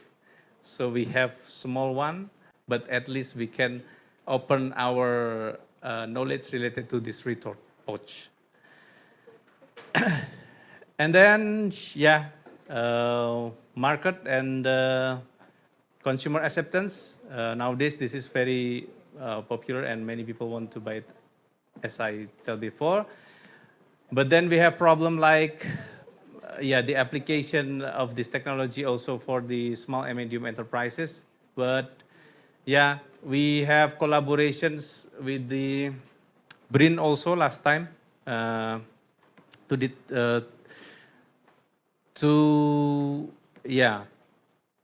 to maintain the shelf life of the empal gentong using the retort pots. And until now, it's the shelf life is very long. I think almost 1 year. So the problem of the small enterprise, sometimes with the laboratory or the university need to be tighten. This is the one of example. Ayam kalasan is very common in Kalasan, of course, near the Candi Prambanan. So they have problem. They use packaging from besek. Do you know besek? You know? You're from? Oh, you're from it. Besek. What is besek? Describe it. Besek. It's like storage. Okay. Storage made from wood, like from wood. Okay. Storage for foods usually. For food. Yeah. Usually we have problem. Do you have problem when you use that packaging? Yes. What is the problem? Spill. Spoil. Yeah. Mold. Yeah. That's make the product also easy to rupture. Yeah. So yeah, like I said before, no need to be very advanced technology, but we try to make this packaging. At least we can see this like besa, right? Besa is like this. Texture besa is like this. Maybe sometime you will try to eat ayam kalasan in besa also. And we laminate it, like I said before, sometimes their problem is just lamination and the good packaging and labeling, and then also, the structure of the packaging itself. Other ones, we make the family packaging also for them with the community service from our lab also. Okay, I don't think I have a lot of stuff to be shared with you. But let me conclude that advanced technology, sometimes we have a gap with the community also, and the implementation in Indonesia need challenge. So our job to shorten it. And then, of course, here we need collaboration. I need collaboration with others researchers. Also, all of you, maybe from your country, you have more or advanced technology than ours. So just let's be a friend. Thank you. Assalamualaikum warahmatullahi wabarakatuh. Let's give a big applause for Dr. Endy. Thank you for your presentation. I think it was interesting that we know different kinds of packaging type, and we need to see whether it is affordable for the small, medium enterprises, especially in Indonesian community. And then we are now arriving at our discussion session. So you please feel free to ask your questions to our three speakers here. Unfortunately, Dr. Inthawoot, he has another agenda, so he cannot attend our discussion. So maybe three persons or three questions. 1, 2, one more, 3. Okay. First one, please. Mention your name and also your affiliation and to who your question is asked. Assalamualaikum warahmatullahi wabarakatuh and good evening everyone. So my name is Muhammad Rashiman. You guys can call me Wish for short, and I'm from UPM, Malaysia. So my question, before that I would like to thank every single panel here for a great presentation just now. And my question will be for Dr. Widia. So, a great knowledge about flowers just now. So, my question is there any recommendation on how much we actually can take those flowers to be effective to our body from its bioactive compounds? And is there any study about its toxicity if maybe we consume it too much, maybe like if we consume it every day when it went viral, for instance? And as this is plant-based food, what about the fiber content? Is there any study about its fiber content? Thank you. Thank you for your question. I think let's move to you. I can give you my microphone.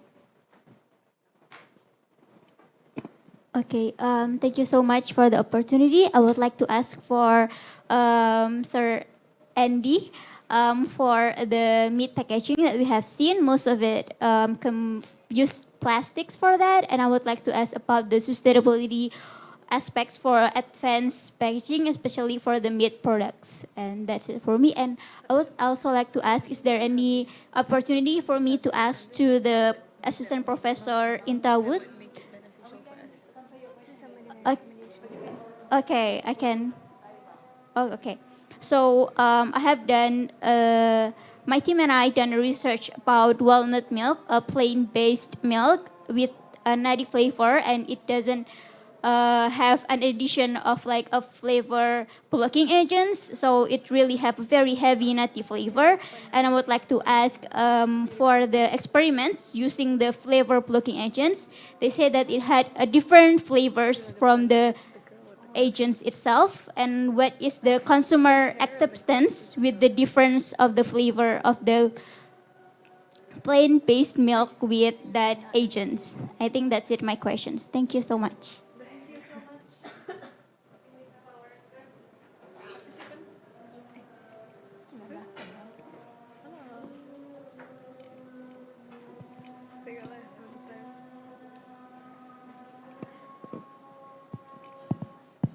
Okay.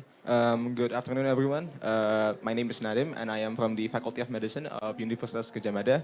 And my question is directed to Professor Chutha, and also all the speakers, if you want to add your perspectives. And my question is that Dr. Chutha mentioned in her presentation that all nutraceuticals faces a lot of challenges, especially in the implementation of it itself in the local food market. So my question is, how can we, as maybe future policymakers, develop any guidelines or specific guidelines to maybe guide these farmers, educate these farmers to maybe implement nutraceuticals, and also especially those in the developing countries. Thank you.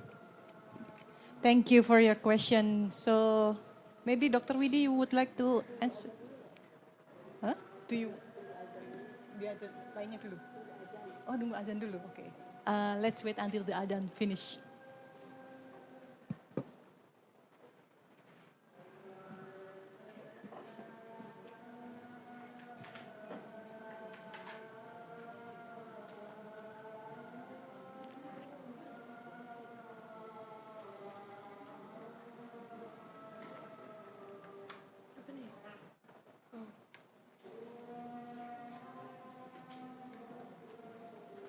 Gizi buruk, how buruk is that gizi? How buruk is that gizi? No, I mean like the... How buruk is buruk? Ada dekat test. Juga. Ada kriterianya gitu. Iya, harus. Ini how Indonesia planningnya. Okay, now we can proceed again. For Dr. Widi, I think the first question. You can answer the first question. Okay, thank you. Dr. Uun, please help me with the first question. Yeah, so he asked how much dose of flour can be effective, to be effective. Is there any toxicity effect of using edible flowers? And is there any fiber contained in the edible flour? Yes, now I remember the first question thank you for the question, Mr. Wish. Okay, very applicative question because we need to know how much we have to eat the edible flowers, right? In fact, I don't have the data right now about the dosage because it depends on what kind of active compounds in the flowers and what kind of functional properties that you would like to receive, because the data will be varied, and actually it also need a collaborations. If we want to have research about the dosage, we need to have collaborations with the Faculty of Medicine. Like currently, I'm doing a research with the staff member lecturers in the Faculty of Medicine to find the dosage for how much we need to eat banana flowers to have to be able to maintain our mental health. Because as I'm an analytical chemist, what I did is to identify and quantify bioactive compounds in food samples. And I found out that in the banana flower contain neurohormones like tryptophan and its derivatives like serotonin, oxytryptan, tryptamine, and it's much more than in chamomiles.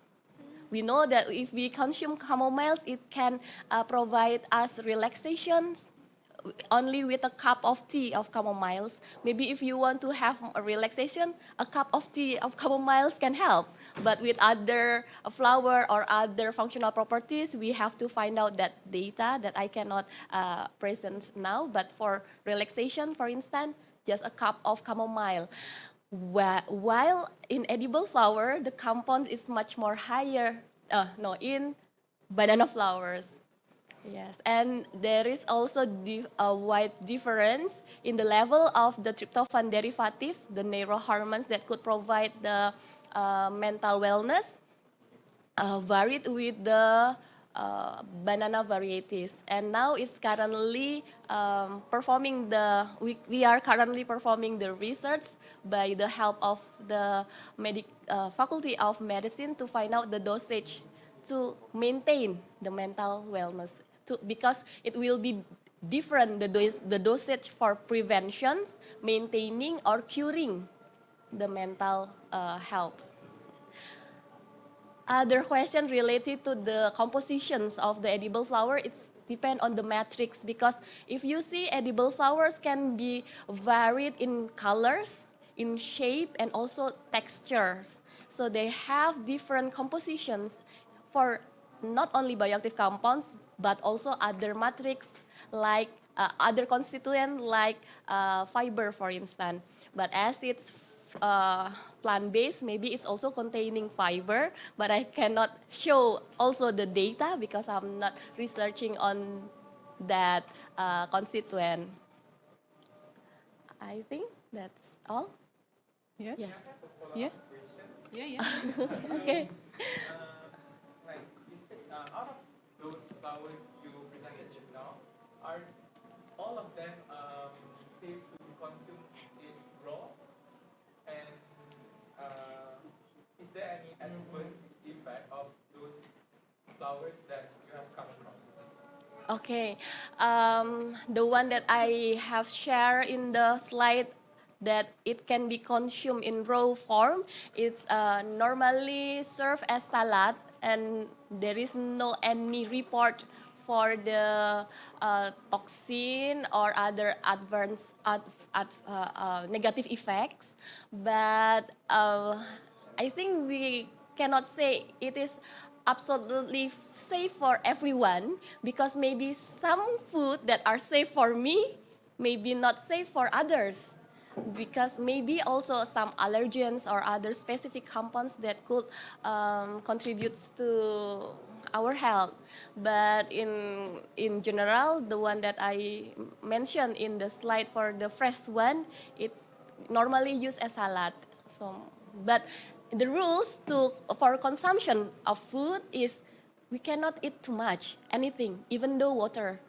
It can make a toxin even if we consume a lot. So just consume in the right portions. And also about the toxicity, it is also important about edible flowers. Not all flowers are edibles, but if you lost in the wood or in the forest and you can just find a flower, you cannot directly eat it. We have to have a comprehensive research about the composition of the constituent of that flower to decide this is edible or not. Because we are, okay. And itu ada yang mau tanya follow up atau lain?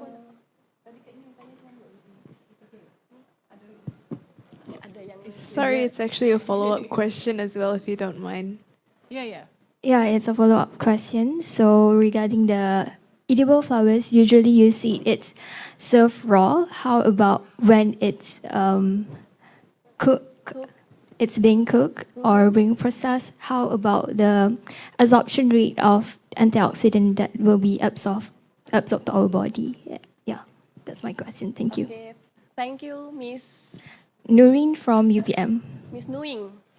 Nah? Honey. You can call me Honey. Honey, okay, Miss Honey, Yes. thank you for the question. This is also important because we would like to know is we still have the advantage of bioactive compounds where, when we already process it.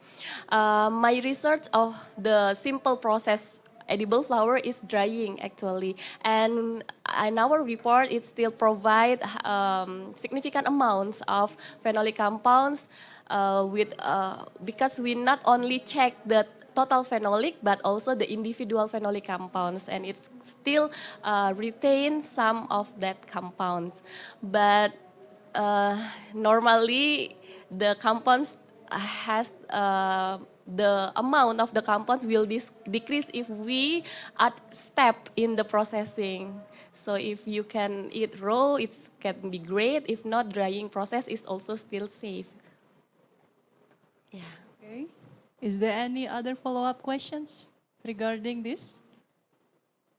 Okay. Maybe additional information? Yes, please. Yes, I also already checked the difference between hot and cold brewing process, and it's significantly different, and it can be, the bioactive compounds can be reserved more in cold brew. However, the process is it's longer than the hot brew, so we can use the advanced extraction technique like collaborated with ultrasound assisted extraction in cold brew method. Yes. Okay, thank you very much for the additional information. Let us move to the next question to Dr. Endy. The question about the plastic packaging sustainability. Okay, thank you, Dr. Ruben, and thank you for the question. Mbak Isna, yeah. We call in Indonesia, if we forget the name, just call Mbak. Safe, it's very safe for everyone, yeah. Just Mbak and Mas for the gentleman. I believe that is not sustained. I mean, plastic always become a problem everywhere. But let me share my opinions, because I have one story also in Indonesia. Last time, one institution in Indonesia, because very want to be green, let me say. Then it has some rules. Every Idul Adha is like last day, we slaughtering the cows every year one times. It's produced a lot of meat. So the institution said, don't use plastic. Use at least banana leaves or what we call jati, thick leaf, for example, to package the meat. At first, I think that is very good idea. It's very sustained. But let us see the real problem in the field. Not every region has banana leaves or jati leaves. So it's become the next problem. I mean, because everyone tried to find banana leaves in their region to cover their meat to be shared to other people. But the problem is the availability of the leaf itself, because it's not available in every country. It's make more disadvantage rather the advantage. People need a lot of effort, money, and the meat itself, it's become more rupture. I mean, it's easy to rupture, to be deteriorate, I can say. So it's just my humble opinion. I think Indonesia nowadays is more important thing to separate the plastic and non-plastic itself first. Because plastic actually we can recycle it also. For example, the retort pots. I see some company like Tetra Paks, they already can recycle it.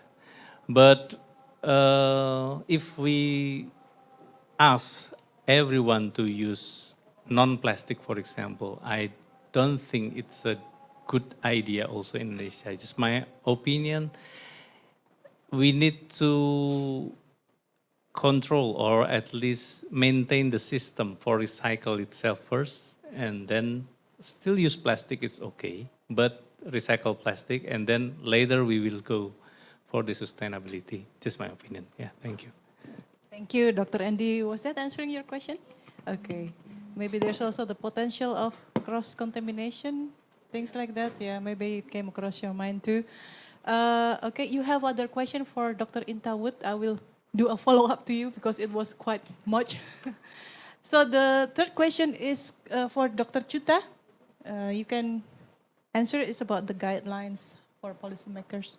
Yeah, I'm not quite sure I understand your question as well about the guideline for using the local ingredient for develop to the nutraceutical, right?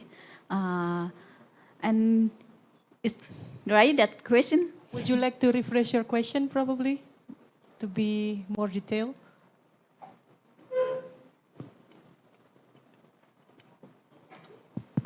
Yeah, so my question.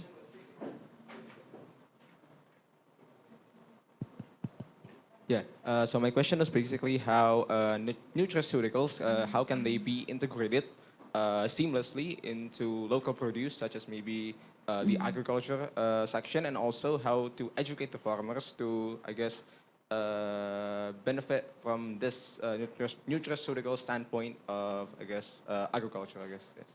And what guidelines are there to follow, for them to follow, or from us to follow, to, I guess if we look back in history, like such as in bananas, I think they had seeds, but because we only eat the ones that don't have seeds, banana becomes what it becomes now.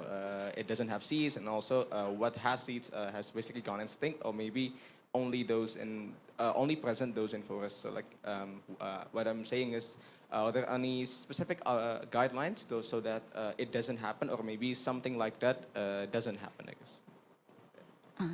Okay, for the educate the farmer or about the nutraceutical, I think at least you need to give the information to the farmer how important of the most the farmer, they need to increase the value of their crop, right, of their farm to earn more money. Then we have to educate them. It depends on the crop, or it depends on the plant that they plant.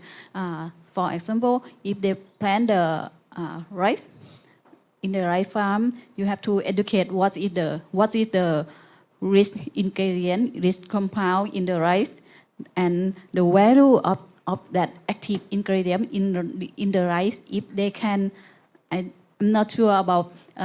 For example, if you fortify with A, B, C, you will get the different active ingredient, or you can make the higher yield of the active compound. Then this thing you have to educate them, right? For example, if you put fertilization of this, you can enrich more active ingredient. Then you can this active ingredient will have the health benefit for what? Then if they know, if they can produce the enriched ingredient and they can sell more higher price, they will follow you. Yes. So this is the way how to educate the farmer for produce. And then later on, if you want, is because you not only consumption at the food, right, for in the rice. If you want to extract, that is not the duty of the farmer. That is the duty of scientist or duty of the entrepreneur, that they can produce or extract the active ingredient from the rice or from the plant. Yeah. And then for the process of or the guideline from the active ingredient to be the nutraceutical, normally in research and development process, we have to do like in vitro study, in vivo study, that means preclinical and then clinical study. For the first, after you got the enriched active compound from the plant, then you have to extract and study bioactivity, study on the function, study on the, you have to do the standardization, and then develop to the nutraceutical in terms of pill, capsule, or any else. And also need to study on the dosage and on the animal study before go to the clinical study. Yes. And I think this take long-term process from the local ingredient to the nutraceutical.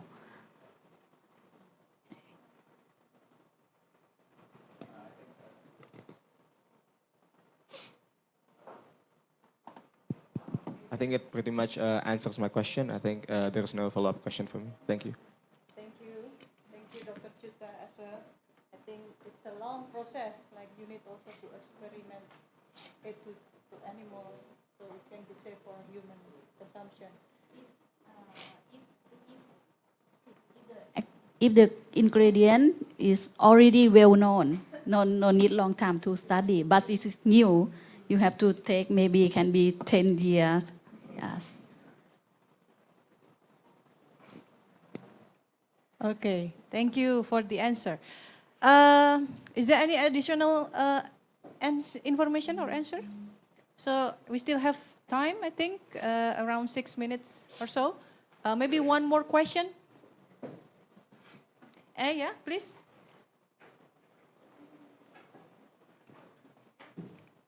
Yes, my name is Wian. I come from Songkla University.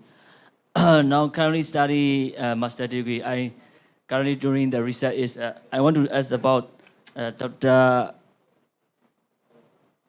I don't know Dr. Widia. Yes, Dr. Widia. ETFF plans because now I'm doing the preliminaries. Now the ETFF fan. My research is now I would like to talk about this. I had a little bit because my background is the medical knowledge came from clinical field. Now I came from the functional food field, so I need to learn about more research and let practice. So something I want to know about this: how does the choice of the solvents and extraction methods, for example, maceration, sonegation, this is impact the yeast and profile of phenolic compound extract from different additive for you flower for me fan, additive fan and. Yes, I want to this question. I want to know about this. How to choose solvents and extraction methods. So now my idea now I want to try to get the sonegation. And then first time, my contraction is a hot water extraction in 70 degrees Celsius. Another is the hot water extraction with sonegation. So I'm very confused about this. I don't know if it's a mistake or not, I'm not sure, but in hot water extraction, I got the high percentage of the yeast, but in sonegation, a little bit different. So I think so, how to choose the solvent ratio or extraction methods? I want to know about this. Yes, thank you. Yes, please. Okay, thank you, Mr. Wayan. Yes. It is depend if you already know the target analyte or you haven't know yet. If you already know, you have to check the solvent that can provide the best affinity interactions with the analyte because it can take that analyte from the sample into the solvent. So you have to check the polarity and choose the right one. We know the rule, oil and water, like. So if it's polar, you have to extract with polar solvent, but it's less polar, you have to choose another solvent. But if you don't know the analyte, you have to do the screening with so many solvent. You have to apply a different polarity of solvent, like the most polar one is water, and then you can use other organic solvent like methanol, ethanol, ethyl acetate, or it is in the not so polar, but not non-polar. So in the middle, it's like ethyl ether, or the non-polar solvent like hexane and others. You do the screening with different kind of solvent, and you identify the resulting extract for the compounds, and then you can choose which solvent recover the most bioactive compounds that can provide specific functions. After you obtain the extract, you further check the other functional properties like antioxidant or other functional properties, and you can then predict the most compounds that contribute more to that functions. After that, if we already know the compounds, the target compounds, the analyte, then we can optimize the extraction process. Sometimes we need not only one type of solvent, but also maybe combinations like dual solvent or even 3 type of solvent. We have to make the mixtures to get the most appropriate conditions for the extraction to have the high affinity with the compounds.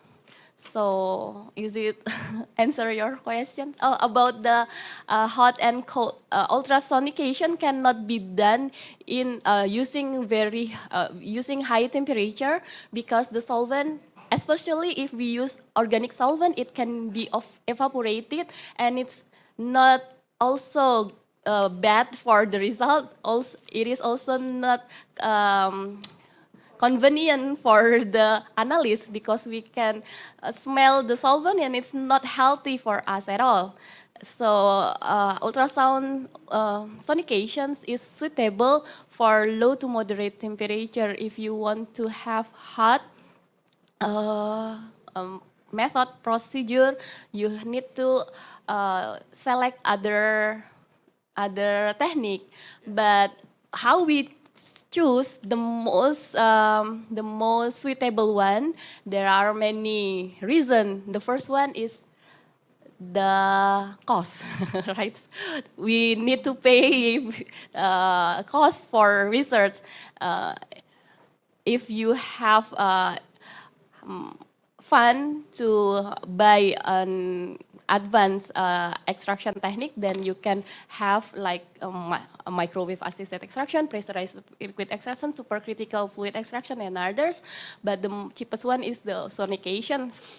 But the other reason to select is based on the matrix. For instance, if the matrix is high in carbohydrate and we use solvent like water, it cannot be having good result with the extraction, because like you boil rice and water, it become gelatinization, and it's difficult to extract compounds inside the matrix. So we have to choose different solvent, different extraction techniques. So we have to consider many aspects for choosing solvent, and also extraction technique depend on the nature of the matrix and also the nature of the analyte. Yes. Yes, thank you for your answer. It's very beneficial for my future research. Thank you. Yeah, good luck for your research. Yeah, thank you. Thank you, Mr.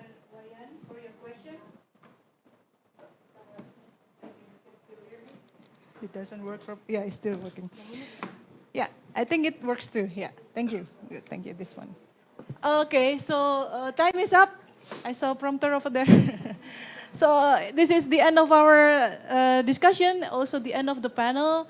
I appreciate your participation in the discussion, and let's give a big applause once again for our speakers. I hope we will keep this topic for our conversation in the future, and let's see if there's potential collaboration between all of us here that will be a fruitful one. So thank you. I end up this session and back to you again, Mas Yopi.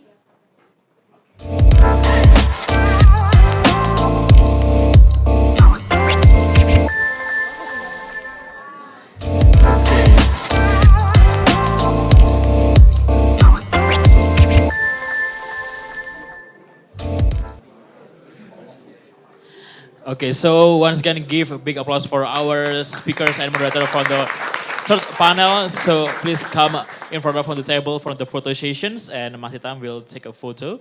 Bu Widi, Pak Endy, Bu Chutha, and also Bu Untari. Okay, so guys, that was the end of the second day of Summer Course 2024, and I just uploaded all the presentation material for the panel 2 and panel 3. You can download it in your log. And tomorrow, Terima kasih. Thank you so much. okay, and tomorrow we will start at 8 p.m. in the same place. And see you tomorrow, everyone.